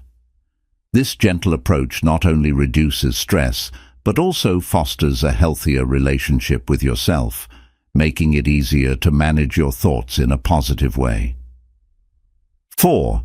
Invest in your skills and self-discipline. In today's fast-paced and constantly changing world, the best investment you can make is in yourself, specifically in developing your skills and building self-discipline. Skills are the currency of the modern age. Unlike material possessions that depreciate over time, skills grow and evolve, becoming more valuable as you refine and adapt them to new challenges.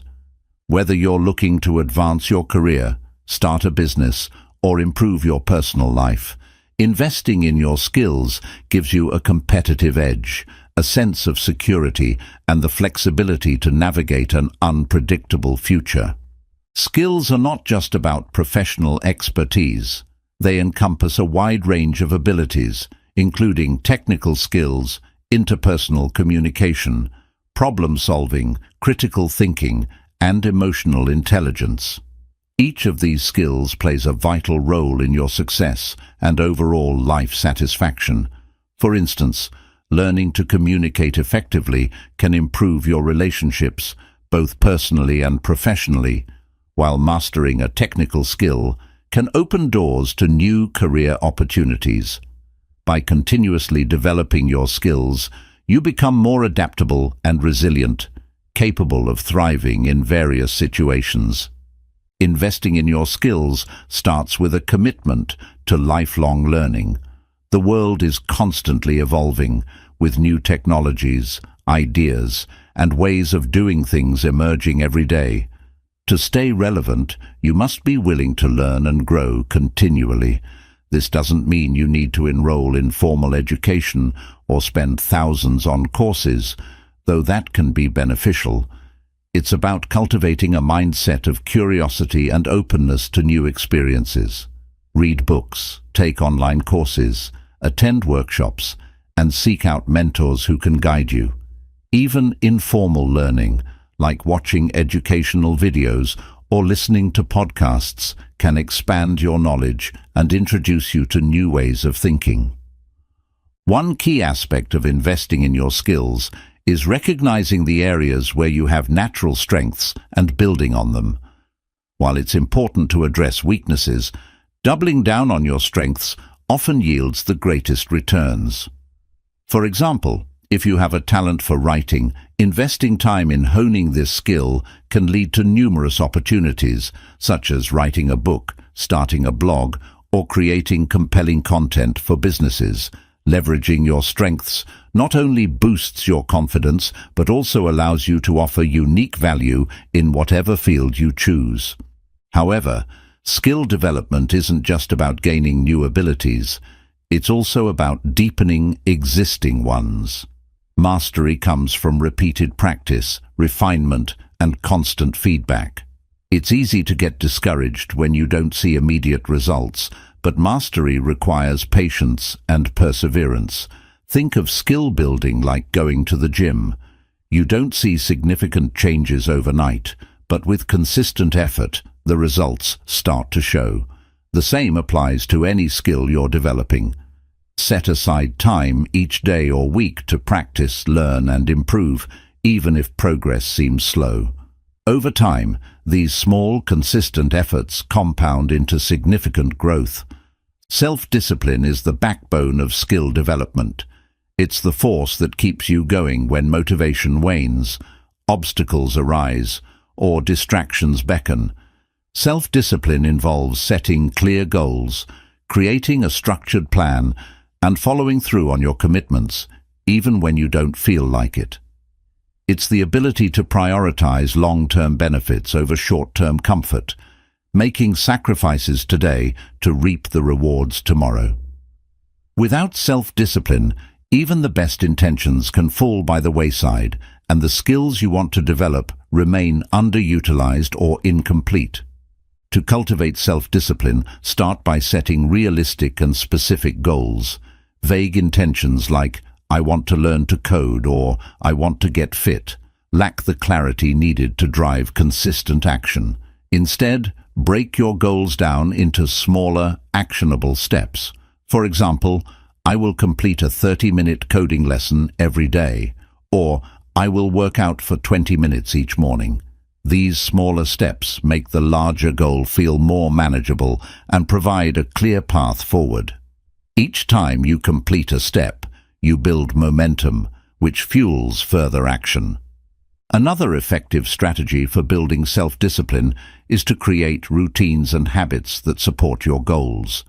Habits reduce the mental energy required to make decisions, making it easier to stick to your plans. For instance, if you're trying to improve a skill, set a specific time each day dedicated to practice, study, or review. Over time, this routine becomes second nature, and you'll find yourself progressing almost effortlessly. The power of habit is in its consistency. Even on days when motivation is low, the routine itself will guide you through. 5. Let go of conventional thinking. Conventional thinking often leads to conventional results, which may not be what you truly desire in life. We live in a world where societal expectations, norms, and traditional paths are deeply ingrained in our minds from an early age. We are taught to follow a predetermined path: go to school, get a job, buy a house, and save for retirement. While there is nothing inherently wrong with these steps, they are not the only path to success, happiness, or fulfillment. To create a life that truly reflects who you are, you need to break free from conventional thinking and embrace a mindset that allows you to explore alternative approaches and possibilities. Conventional thinking is characterized by rigid beliefs and assumptions about what is possible or acceptable. It often involves sticking to the status quo because it feels safe, familiar, and socially approved. However, This mindset can limit your potential and keep you trapped in a cycle of mediocrity. If you want to achieve extraordinary results, you must be willing to think outside the box, challenge the status quo, and take risks that others may shy away from. This doesn't mean you have to rebel against everything or constantly defy norms, but it does mean questioning whether the conventional path is truly the best one for you. One of the main reasons people cling to conventional thinking is fear of failure, fear of judgment, and fear of the unknown. It's easier to follow a well-trodden path than to venture into uncharted territory. However, it's important to remember that every great achievement, innovation, or breakthrough in history has come from someone who dared to think differently. From inventors like Thomas Edison to entrepreneurs like Steve Jobs, the most successful individuals are those who were unafraid to challenge the norm and pursue their unique vision. To break free from conventional thinking, start by challenging your assumptions. Question why you believe what you believe and whether those beliefs are serving you or holding you back. For example, if you've always believed that a stable 9-to-5 job is the only way to achieve financial security, ask yourself where that belief came from. Is it based on your personal experiences, societal expectations, or something you were taught? Explore alternative ways of thinking, such as starting your own business, freelancing, or investing in passive income streams. By challenging your assumptions, you open the door to new possibilities that you may have never considered before. Another way to embrace unconventional thinking is to adopt a mindset of abundance rather than scarcity. Conventional thinking often operates from a place of scarcity, where choices are seen as binary. You can have this or that, but not both. However, life is rarely that black and white. Abundant thinking allows you to see that you can create multiple pathways to success and happiness. For instance, instead of believing that you must choose between a stable career and pursuing your passion, look for ways to integrate both into your life. You might keep your day job while working on your passion project in your free time, or find a way to turn your passion into a side hustle that eventually becomes your main income source. Thinking outside the box also involves being open to new ideas, perspectives, and ways of doing things. This openness allows you to explore creative solutions to problems that conventional thinking might overlook. For example, if you're facing a challenge at work, instead of sticking to the standard procedures, brainstorm unconventional strategies that could lead to better outcomes. This might involve reimagining your work processes, collaborating with others in innovative ways, or adopting new technologies that streamline your tasks. The more you practice thinking creatively, the more natural it becomes to approach problems from fresh angles. One effective way to cultivate unconventional thinking is through exposure to diverse experiences and perspectives. Travel, read widely, and engage with people from different backgrounds and industries. These experiences broaden your understanding of the world and introduce you to new ways of thinking. For instance, reading about the minimalist lifestyle might inspire you to simplify your life, reduce clutter, and focus on what truly matters, even if it goes against the conventional pursuit of material wealth. Similarly, learning about the success stories of people who have taken non-traditional career paths can encourage you to rethink your own professional journey. 6. Prioritize action over endless thought. Taking action is the bridge that connects your ideas and dreams to reality. While thinking, planning, and strategizing are important, they are meaningless without action. Many of us fall into the trap of overthinking, endlessly analyzing options, weighing pros and cons, and contemplating every possible outcome. This is often called analysis paralysis, a state where we are so consumed by the need to make the perfect decision that we end up making none at all. To overcome this, it's crucial to prioritize action over endless thought. Action is the catalyst that turns your intentions into tangible results, moves you forward, and provides the feedback needed to refine your path. Endless thinking, without action, can be paralyzing. It's easy to get caught up in what-ifs, fears, and doubts, which often lead to inaction. This state of mind can make even the smallest task seem overwhelming because the focus is entirely on potential risks rather than opportunities. In reality, the act of doing, even imperfectly, teaches us far more than any amount of contemplation ever could. By taking action, you gain first-hand experience, learn what works and what doesn't, and gather insights that you could never obtain through thought alone. One of the main reasons people get stuck in overthinking is the fear of making mistakes. Society often teaches us to avoid failure at all costs, leading to a mindset where taking no action feels safer than risking an error. However, mistakes are not the enemy. They are essential components of growth. Each mistake provides valuable feedback that helps you adjust your approach, refine your skills, and improve your chances of success in the future. The only true failure is the failure to act. By prioritizing action, you embrace a learning mindset where mistakes are viewed not as setbacks, but as stepping stones on the path to mastery. Taking action doesn't mean you have to make grand, life-changing moves all at once. In fact, starting small is often the best way to build momentum and confidence. Break down your goals into manageable steps and focus on completing one task at a time. This approach not only makes your goals feel more achievable, but also provides a sense of accomplishment that propels you forward. For example, if your goal is to write a book, start by committing to writing just 1 page a day. Over time, these small, consistent actions add up, and before you know it, you'll have made significant progress. Another effective strategy is to adopt a ready, fire, aim approach rather than ready, aim, fire. This means taking immediate action with the intention of refining and adjusting as you go, rather than waiting until everything is perfectly aligned. Perfectionism is one of the biggest barriers to action, as it creates an unrealistic standard that is nearly impossible to meet. The truth is, conditions are rarely perfect, and waiting for the ideal moment often leads to missed opportunities.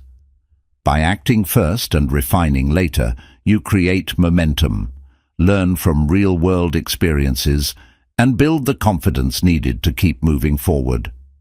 Action also helps combat the negative effects of overthinking, such as anxiety and self-doubt. When you take action, even in small ways, you disrupt the cycle of rumination and redirect your energy towards productive activities. For instance, if you're feeling anxious about a big presentation, taking action, such as practicing your speech, creating visual aids, or seeking feedback from a friend, can reduce your anxiety far more effectively than sitting and worrying about all the things that could go wrong. Action grounds you in the present moment, shifting your focus from imagined fears to concrete steps. To make action a priority, it's important to set clear, actionable goals. Vague intentions like "get fit" or "improve my career" are difficult to act on because they lack direction. Instead, set specific, measurable, and time-bound goals that provide a clear roadmap. For example, instead of saying, "I want to get fit," reframe it as, "I will work out for 30 minutes, 4 times a week." This specificity transforms an abstract idea into a concrete action plan, making it easier to take the first step. Accountability is another powerful motivator for action. Share your goals with someone you trust, join a community of like-minded individuals, or set up a system of rewards and consequences to keep yourself on track. When you know that someone else is aware of your commitments, you're more likely to follow through, even when you don't feel like it. Accountability partners can also provide encouragement, support, and feedback, helping you stay focused and motivated. Creating a habit of action involves minimizing distractions and eliminating the mental clutter that often leads to procrastination. This might involve setting aside specific times for focused work, turning off notifications, or creating a designated workspace that signals it's time to get things done. By creating an environment that supports action, you reduce the friction that slows you down and make it easier to get started on your tasks. Another aspect of prioritizing action is learning to embrace uncertainty. Many people avoid taking action because they feel they need to have everything figured out beforehand. However, the reality is that uncertainty is an inherent part of any new endeavor. You can never predict every outcome or control every variable, but you can choose to act despite the unknowns. The willingness to move forward without all the answers is what sets doers apart from dreamers. Each step you take brings you closer to clarity, even if the path isn't immediately visible.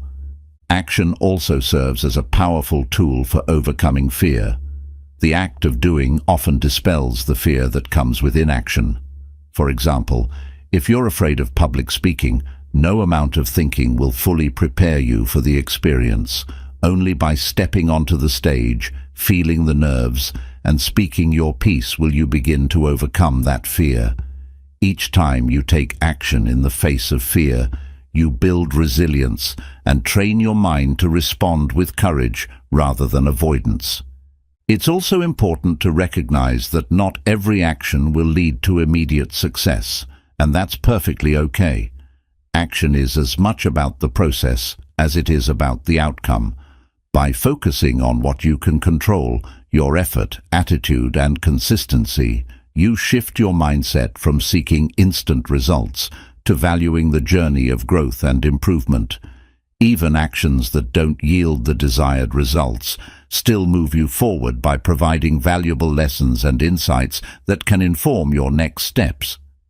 Creating systems and routines that prioritize action can help you stay consistent even when motivation fluctuates. For example, if you're working on a long-term project, develop a daily or weekly routine that incorporates specific action steps towards your goal. These routines create structure and discipline, reducing the likelihood of procrastination. The consistency of taking action, even when motivation is low, builds a habit of productivity that sustains progress over time. It's also helpful to reflect on your actions regularly. Take time to review what you've done, assess what worked, and identify areas for improvement. Reflection allows you to learn from your experiences and refine your approach, ensuring that each action you take is more effective than the last. This process of continuous improvement is what drives long-term success and personal growth. Remember that action is not about speed or rushing through tasks. It's about intentional, purposeful movement toward your goals. Sometimes the best action is taking a moment to pause, reflect, and reassess your direction. What matters most is that you're moving forward, even if it's one small step at a time. Every action you take, no matter how minor, builds momentum and brings you closer to your desired outcome. Prioritizing action over endless thought is essential for turning your ideas into reality. By embracing a bias toward action, you break free from the paralyzing effects of overthinking and open yourself up to a world of possibilities. Action teaches you more than any amount of thinking ever could. It provides real-world experience, builds resilience, and propels you forward on your journey of personal and professional growth. Remember, the key to achieving your dreams is not in perfect planning or flawless execution, but in the courage to take the first step, followed by another and another. 7. Focus on the present and let go of the past. Focusing on the present moment is one of the most liberating and impactful things you can do for your personal growth and overall well-being.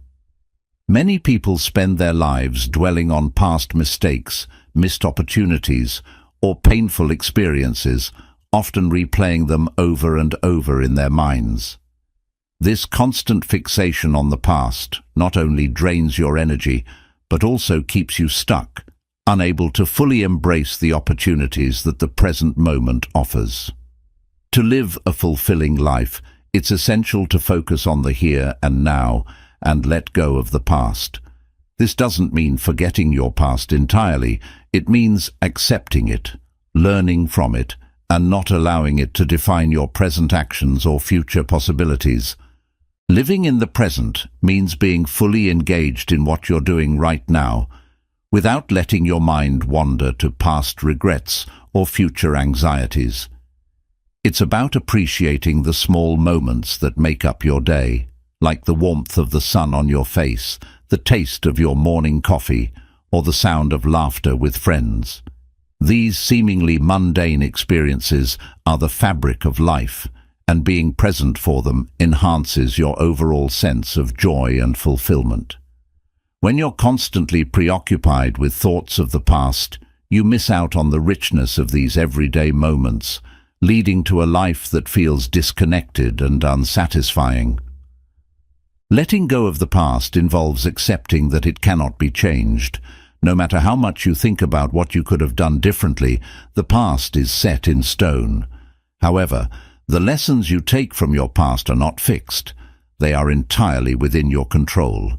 Instead of viewing past mistakes as failures, reframe them as valuable learning experiences that have shaped who you are today.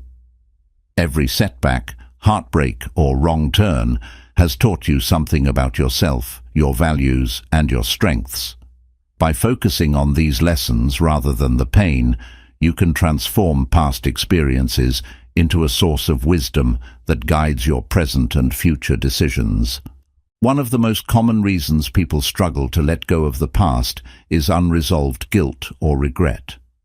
These emotions can be incredibly powerful and keep you trapped in a cycle of self-blame. However, holding on to guilt does not serve you. It only perpetuates feelings of unworthiness and prevents you from moving forward. To release guilt, it's important to practice self-forgiveness. Understand that everyone makes mistakes. Being human means being imperfect. Forgive yourself for past actions, knowing that you did the best you could with the knowledge and resources you had at the time. Self-forgiveness doesn't excuse past behavior, but it allows you to learn from it without letting it define your self-worth. Another aspect of letting go of the past is recognizing when you are reliving old patterns of thought or behavior that no longer serve you. For instance, you might find yourself reacting to new situations with the same mindset that caused problems in the past. This could be a defensive response in relationships, a reluctance to take risks due to past failures, or persistent self-doubt stemming from earlier experiences. By bringing awareness to these patterns, you can consciously choose to respond differently in the present, breaking free from the limitations of your past. It's also important to let go of any grudges or resentments you may be holding on to. Holding on to anger or bitterness towards others only weighs you down and prevents you from experiencing peace. Resentment is like carrying a heavy burden. It doesn't harm the person you're angry at, but it drains your energy and clouds your judgment. Letting go of grudges doesn't mean condoning harmful behavior. It means freeing yourself from the emotional hold that the past has on you. This can be achieved through forgiveness, not necessarily for the other person's sake, but for your own well-being.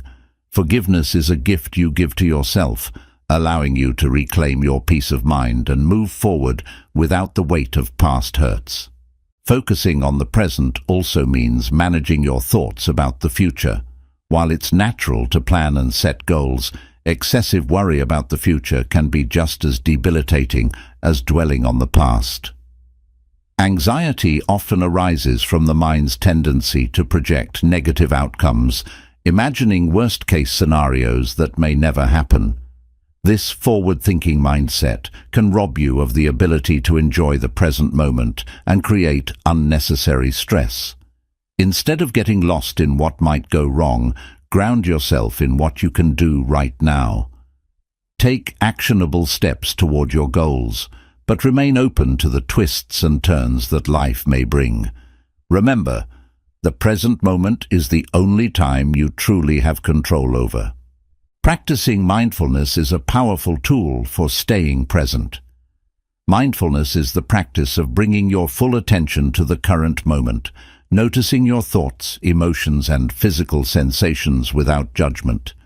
It helps you become aware of when your mind is drifting into the past or future, allowing you to gently guide your focus back to the here and now.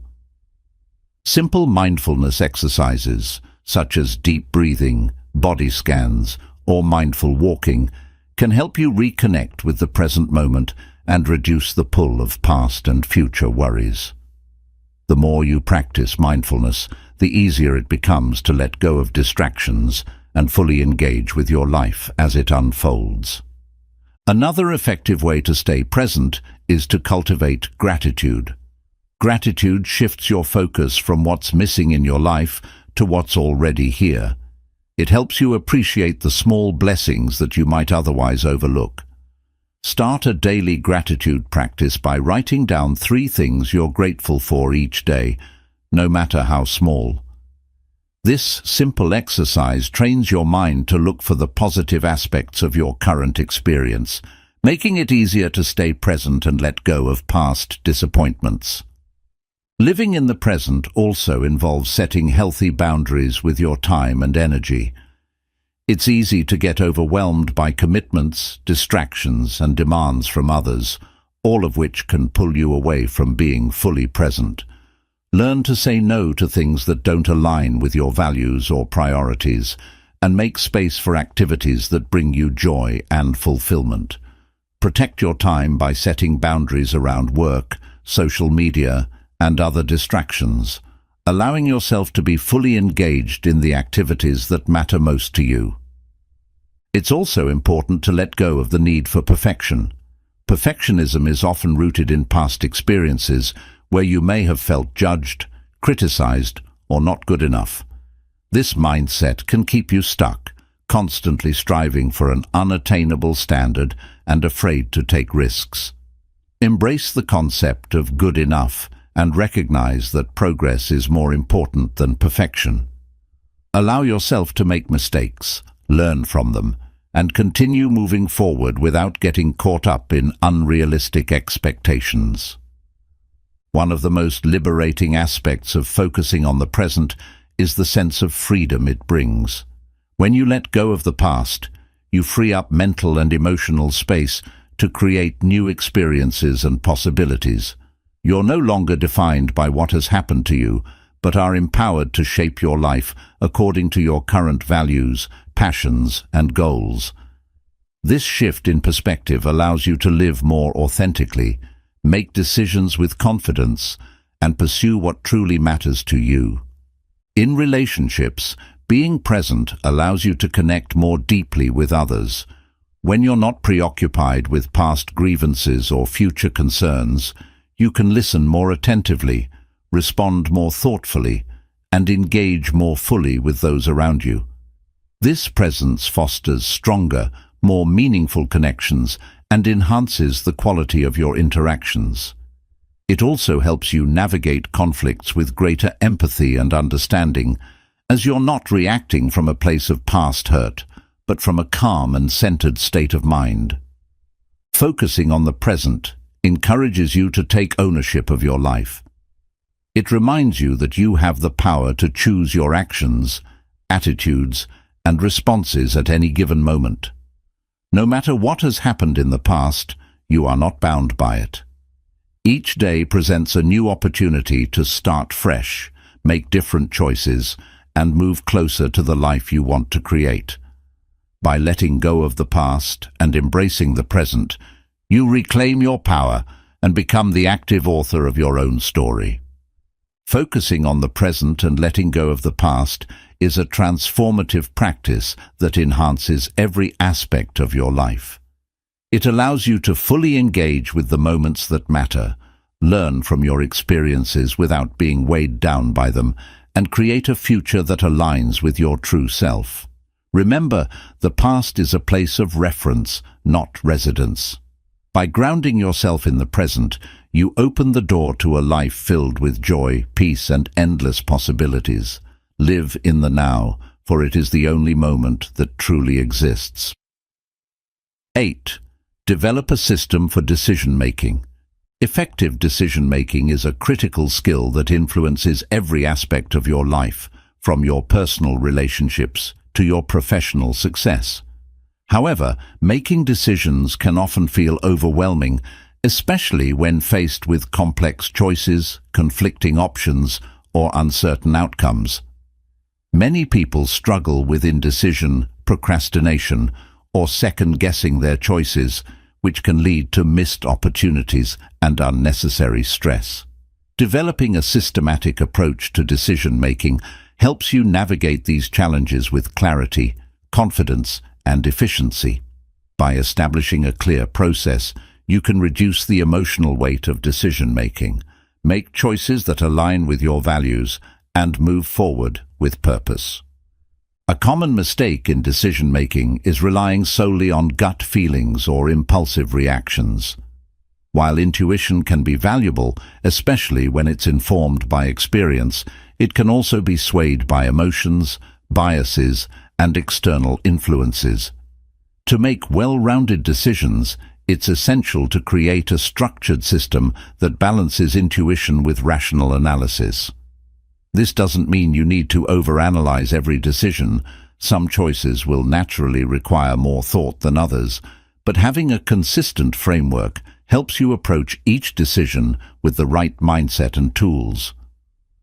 One of the first steps in developing a decision-making system is to identify your core values and goals. Your values act as a compass, guiding you toward decisions that are in alignment with your true self. For instance, if one of your core values is family, a job opportunity that requires frequent travel might not be the best fit, regardless of the financial incentives. By clarifying what matters most to you, you can quickly eliminate options that don't align with your values, simplifying the decision-making process.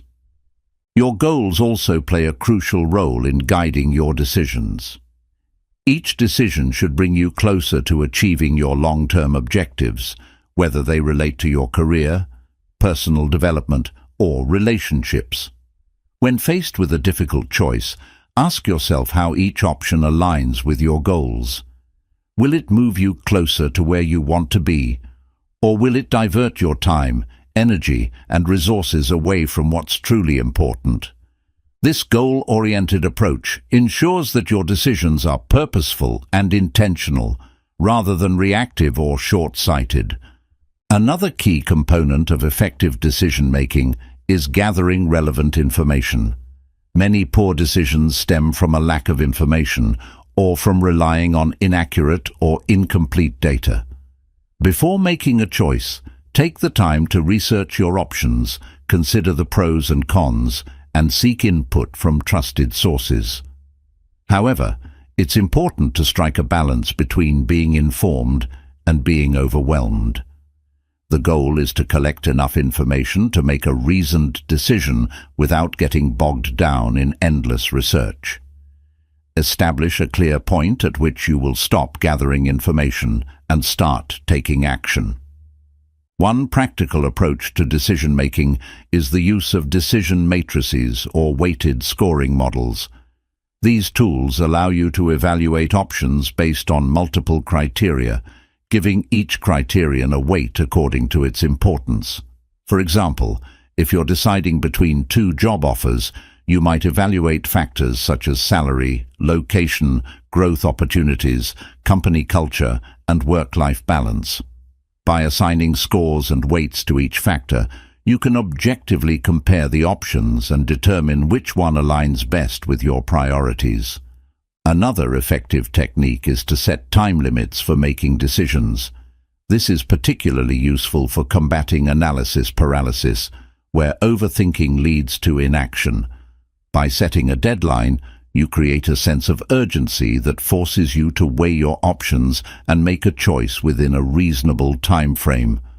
For example, if you're trying to decide on a new business strategy, set a clear deadline by which you will make a decision, even if it's not perfect. This prevents you from getting stuck in endless deliberation and keeps you moving forward. Scenario analysis is another valuable tool for decision-making. This involves envisioning different outcomes based on various decisions and considering the best, worst, and most likely scenarios. For instance, if you're considering a major life change like relocating to a new city, think through the potential outcomes. What's the best-case scenario? What's the worst that could happen? What's the most realistic outcome? This exercise helps you assess the risks and rewards of each option, allowing you to make a more informed decision. It's also important to recognize and manage cognitive biases that can influence your decision-making. Cognitive biases are mental shortcuts that can lead to errors in judgment, such as confirmation bias, favoring information that supports your beliefs; anchoring, relying too heavily on the first piece of information encountered; and availability bias, overestimating the likelihood of events based on recent or memorable examples. By becoming aware of these biases, you can question your assumptions, seek diverse perspectives, and make decisions based on objective evidence rather than skewed perceptions. Incorporating feedback loops into your decision-making process is another way to improve your choices over time. After making a decision, take the time to reflect on the outcome. Did it lead to the desired results? What went well, and what could have been done differently? By analyzing your past decisions, you can identify patterns, learn from your mistakes, and refine your decision-making system. This ongoing process of reflection and adjustment ensures that you're continually improving and making better decisions in the future. Another critical aspect of decision-making is embracing the concept of satisficing rather than maximizing. Satisficing involves choosing an option that meets your criteria and is good enough, rather than endlessly searching for the perfect choice. The pursuit of perfection can lead to unnecessary stress, wasted time, and missed opportunities. By recognizing when a decision is satisfactory and sufficient, you can act decisively and keep moving forward without getting caught up in the quest for an elusive ideal. It's also helpful to have a fallback plan or contingency strategy when making significant decisions. Knowing that you have a backup option can reduce the anxiety associated with making high-stakes choices. For example, if you're considering starting a business, having a solid savings plan or part-time job lined up can provide a safety net in case things don't go as planned. This approach allows you to take calculated risks while feeling more secure in your decision.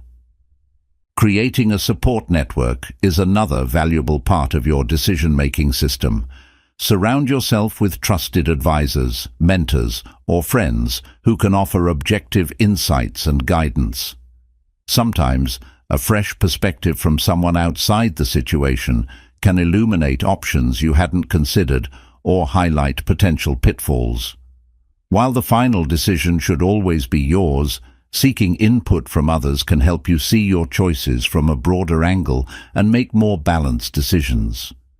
Trusting your intuition also plays a role in decision-making, especially when combined with a systematic approach. Intuition, or gut feeling, is your brain's way of drawing on past experiences and subconscious knowledge. While it shouldn't be the sole basis for major decisions, it's often a valuable piece of the puzzle.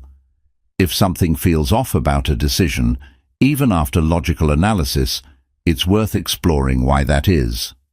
Your intuition can serve as an early warning system, prompting you to dig deeper or consider alternatives before committing. Decision fatigue is another factor to be mindful of. Making too many decisions in a short period can deplete your mental energy, leading to poorer choices as the day goes on. To combat decision fatigue, try to make important decisions earlier in the day when your mind is fresh, and streamline less critical decisions by establishing routines and habits. For example, simplify your daily choices by planning meals, selecting your outfits, or setting up automated financial transactions. These small adjustments free up mental space, allowing you to focus your decision-making energy on what truly matters. Embrace the reality that not every decision will be perfect, and that's okay.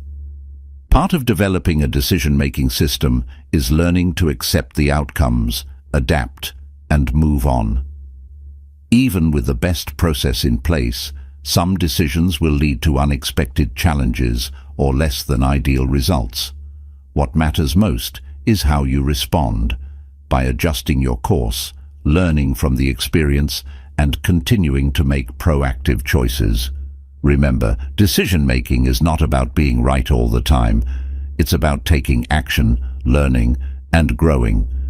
Developing a system for decision-making empowers you to make choices with confidence and clarity.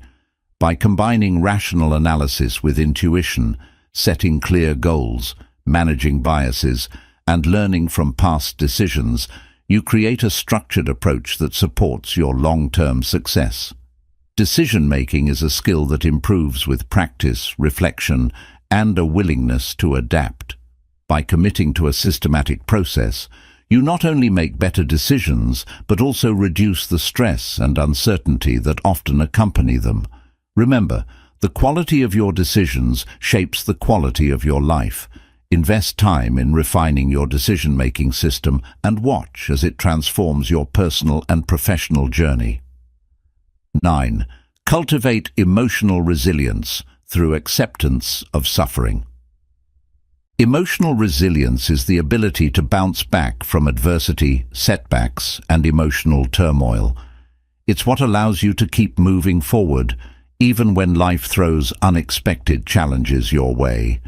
One of the most powerful ways to build emotional resilience is through the acceptance of suffering, a concept deeply rooted in philosophies such as Stoicism, Buddhism, and modern psychology. Suffering, in various forms, is an inevitable part of the human experience. By accepting this reality, rather than resisting or denying it, you equip yourself with the mental strength and clarity needed to navigate life's ups and downs with grace and composure.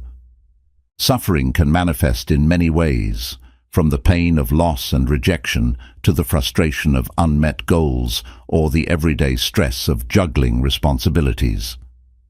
While it's natural to want to avoid discomfort, trying to escape suffering often leads to greater emotional turmoil.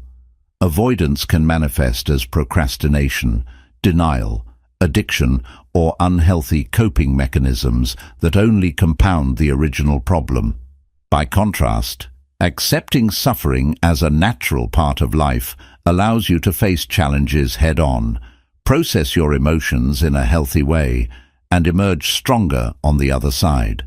Acceptance of suffering doesn't mean passively resigning yourself to pain or becoming indifferent to your struggles. Rather, it involves acknowledging your emotions, understanding the root causes of your distress, and taking constructive action to address what you can control. This approach transforms suffering from something to be feared or suppressed into an opportunity for growth and self-discovery. For example, if you experience the pain of failure, acceptance allows you to reflect on what went wrong, learn valuable lessons, and use that knowledge to improve your future efforts. One of the core principles of accepting suffering is understanding the impermanent nature of all things. Everything in life, from emotions to circumstances, is in a constant state of change. This perspective helps you recognize that no matter how intense your current pain or hardship feels, it will eventually pass. By accepting the transient nature of suffering, you create a mental buffer that prevents you from becoming overwhelmed by temporary difficulties. This mindset shift allows you to endure challenges with a sense of calm and perspective, knowing that every storm eventually subsides. Mindfulness is a powerful tool for cultivating acceptance of suffering. By staying present with your emotions, you can observe them without getting lost in them. Mindfulness teaches you to notice the sensations of discomfort, whether it's tightness in the chest, a sinking feeling in the stomach, or racing thoughts, without judgment or the need to immediately fix them. This practice helps you develop a compassionate relationship with your emotions, treating them as temporary visitors rather than permanent states. It also reduces the impulse to react impulsively or make decisions driven by emotional turbulence. Practicing self-compassion is another crucial element of building emotional resilience through acceptance. Often, when faced with suffering, people are harsh on themselves, adding layers of self-blame or guilt on top of their existing pain. Self-compassion involves treating yourself with the same kindness, understanding, and patience you would offer a friend going through a difficult time. Instead of criticizing yourself for feeling sad, anxious, or frustrated, acknowledge that these emotions are a normal response to life's challenges. Self-compassion doesn't just soothe your pain, it also empowers you to respond to your suffering with care and proactive solutions. Another important aspect of accepting suffering is distinguishing between what you can control and what you cannot. Many people struggle emotionally because they expend tremendous energy trying to change things that are beyond their control, such as other people's actions, past events, or external circumstances. This constant striving against the unchangeable leads to feelings of helplessness and frustration.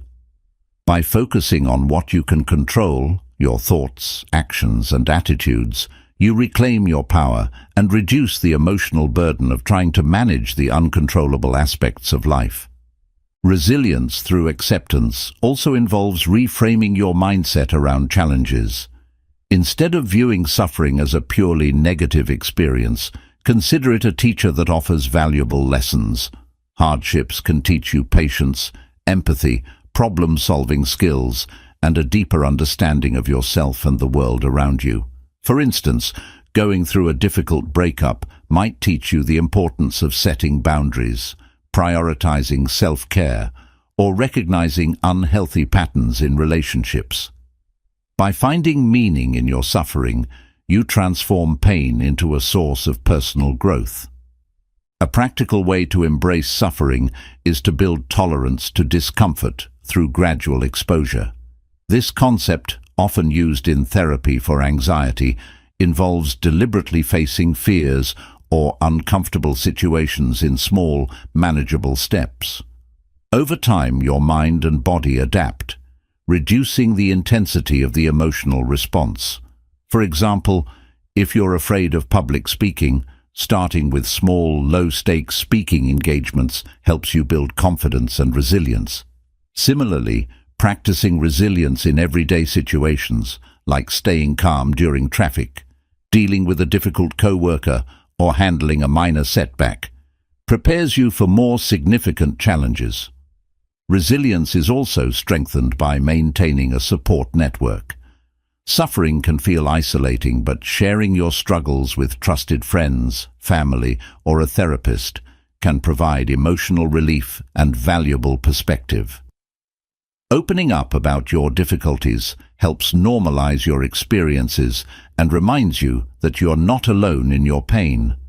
Moreover, seeking support doesn't mean you're weak. It's a sign of strength and a proactive step toward healing. A strong support system not only offers comfort during tough times, but also encourages you to keep going when you feel like giving up. Building resilience through acceptance also involves cultivating gratitude. Gratitude shifts your focus away from what's wrong to what's right in your life, even during difficult times. It doesn't mean ignoring your problems, but rather recognizing that there are still positive aspects of your life that deserve acknowledgement. Keeping a gratitude journal, where you jot down a few things you're thankful for each day, can help reframe your mindset and build emotional strength.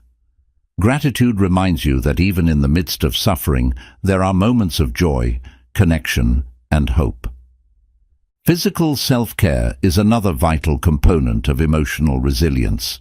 The mind and body are deeply interconnected, and taking care of your physical health can significantly impact your emotional well-being. Regular exercise, a balanced diet, sufficient sleep, and relaxation techniques like deep breathing or yoga can help reduce stress and improve your capacity to handle emotional challenges. When your body feels strong and well-nourished, you're better equipped to face the mental and emotional demands of life's difficulties. Resilience through acceptance involves embracing uncertainty. Life is unpredictable, and clinging to the need for control can create a sense of constant anxiety and frustration. Learning to accept uncertainty means acknowledging that not everything will go according to plan, and that's okay.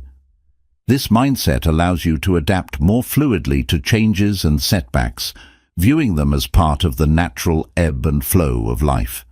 When you stop fighting against uncertainty, you free yourself from the pressure of needing to have everything figured out and can focus on navigating each moment as it comes. Cultivating emotional resilience through acceptance of suffering is a powerful way to navigate life's inevitable challenges. By embracing suffering as a natural part of the human experience, you transform pain into an opportunity for growth, learning, and self-discovery. Acceptance allows you to face adversity with a calm and open heart, build mental strength, and develop a compassionate relationship with yourself. Remember, resilience isn't about avoiding suffering. It's about embracing it, learning from it, and using it as a catalyst for becoming stronger and more adaptable. Through acceptance, you not only survive life's hardships, but thrive, growing into a more resilient and empowered version of yourself. 10. Live in harmony with your core values and principles. Living in harmony with your core values and principles is essential for creating a fulfilling and authentic life. Your values are the guiding principles that define who you are and what you stand for. They influence your decisions, shape your actions, and determine how you relate to the world around you. When your actions align with your values, you experience a sense of integrity, purpose, and inner peace. Conversely, when you stray from your values, you may feel conflicted, lost, or dissatisfied. By consistently living in accordance with your core values, you build a life that is true to yourself, resilient in the face of challenges, and deeply meaningful. Values are deeply personal and unique to each individual. They are the foundation upon which you build your life's purpose and the lens through which you interpret your experiences. Common core values include honesty, compassion, family, freedom, creativity, growth, and service to others, among many others. These values are not just abstract ideals, they are practical, everyday standards that guide your choices and actions. For example, if one of your core values is integrity, you are more likely to make decisions that are honest and transparent, even when it's difficult.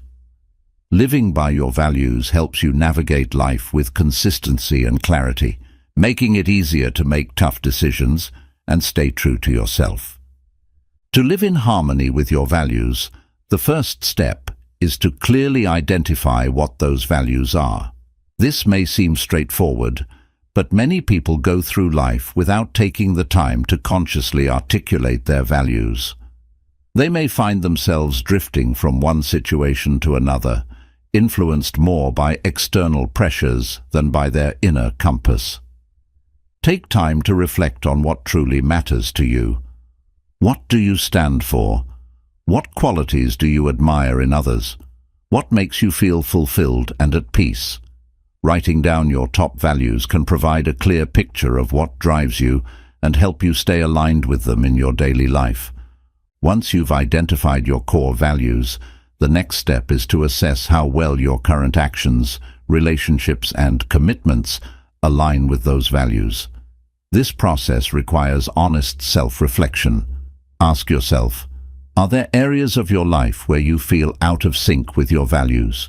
For instance, if you value health but often find yourself neglecting exercise or eating poorly, this misalignment can lead to feelings of guilt or dissatisfaction. Similarly, if you value family but consistently prioritize work over spending time with loved ones, you may feel disconnected or regretful. Identifying these gaps is the first step toward making meaningful changes. Living in harmony with your values often means making tough choices and setting boundaries. It requires the courage to say no to things that don't align with your values, even when it's uncomfortable. For example, if you value authenticity, you might need to distance yourself from relationships or environments that pressure you to conform or compromise your beliefs. This could mean leaving a toxic job, ending a draining friendship, or turning down opportunities that don't align with your principles. Setting boundaries is not about being rigid or unkind. It's about protecting your mental and emotional well-being and creating space for what truly matters. Consistency is key when it comes to living by your values. It's easy to live according to your principles when things are going well, but it's during challenging times that your values are truly tested. For example, if you value honesty, it might be tempting to tell a small lie to avoid conflict or protect yourself from criticism. However, every time you act against your values, you erode your sense of self-trust and integrity. Staying true to your values, especially in difficult situations, reinforces your commitment to living authentically and builds your inner strength. Living by your values also means being willing to evolve and adapt. As you grow and experience new things, your values may shift or take on new meanings.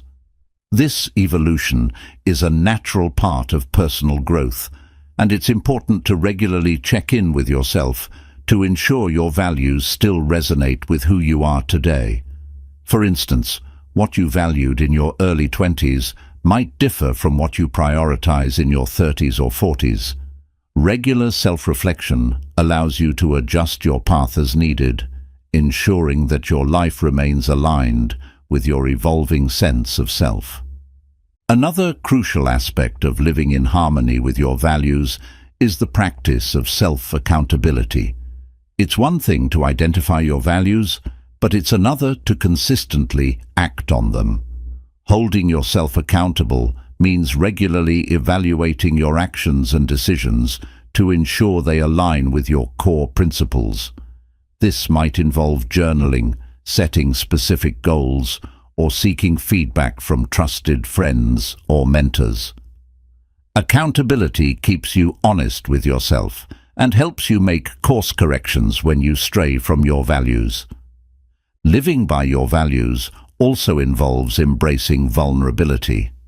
Standing firm in your principles, especially when they go against the norm, requires a willingness to be different, misunderstood, or even criticized.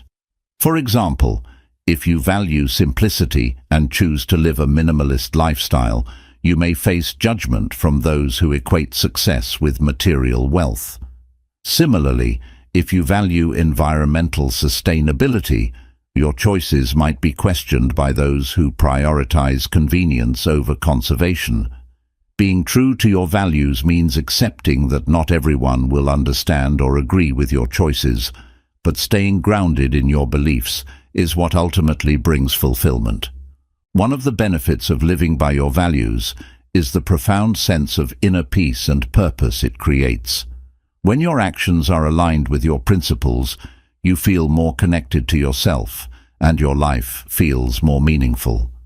This alignment fosters self-respect, boosts your confidence, and helps you weather life's inevitable ups and downs with a sense of steadiness and resolve. You are less likely to be swayed by external validation or criticism because you are anchored in something deeper, your own truth. Living in harmony with your values also has a positive impact on your relationships. When you are clear about your values, you attract people who share similar principles and respect your boundaries. This creates healthier, more authentic connections based on mutual respect and understanding. Moreover, living by your values sets a powerful example for others, inspiring those around you to reflect on their own principles and strive for greater authenticity in their lives. It's important to recognize that living by your values doesn't mean you'll never make mistakes or feel conflicted. There will be times when you fall short of your ideals, act out of fear, or make decisions that don't fully align with your principles.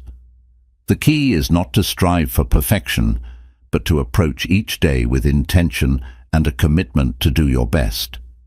When you make a misstep, acknowledge it, learn from it, and recommit to your values moving forward. This ongoing process of self-awareness and adjustment keeps you on track and strengthens your integrity over time. Living in harmony with your core values also involves practicing gratitude and appreciation for the alignment you create in your life. Celebrate the small moments when you honor your values, whether it's standing up for yourself in a difficult conversation, choosing to spend quality time with loved ones, or making a decision that reflects your true priorities. Recognizing these moments reinforces your commitment to living authentically and reminds you of the power you have to shape your life according to your principles. Remember that living by your values is a lifelong journey, not a destination. It's about making conscious choices each day that reflect who you are and what you believe in. It's about showing up for yourself, even when it's hard, and taking responsibility for the direction of your life. By living in harmony with your values, you create a life that is uniquely yours, a life that feels purposeful, aligned, and deeply fulfilling. Living in harmony with your core values and principles is the cornerstone of a meaningful and authentic life. Your values are the essence of who you are, guiding your actions, decisions, and relationships. By consistently aligning your life with your values, you cultivate a sense of integrity, purpose, and inner peace. You create a life that not only reflects your true self, but also inspires and uplifts those around you. Remember, the most important relationship you have is the one with yourself. Honor it by living true to your values, and you will build a life that is rich, fulfilling, and authentically yours. That's the most important thing I've learned from James. William James said, "The greatest use of a life is to spend it on something that will outlast it." In real life, there's no point in doing something that will outlast you because you won't be around to see it. That's not the point, though. Every day, if we remember that we should try to do or make things that are useful and important to other people, we will spend our time on things that really matter. If you do that, everyone's life will have value. Thank you so much for coming with me on this trip. My goal was for you to understand how I think,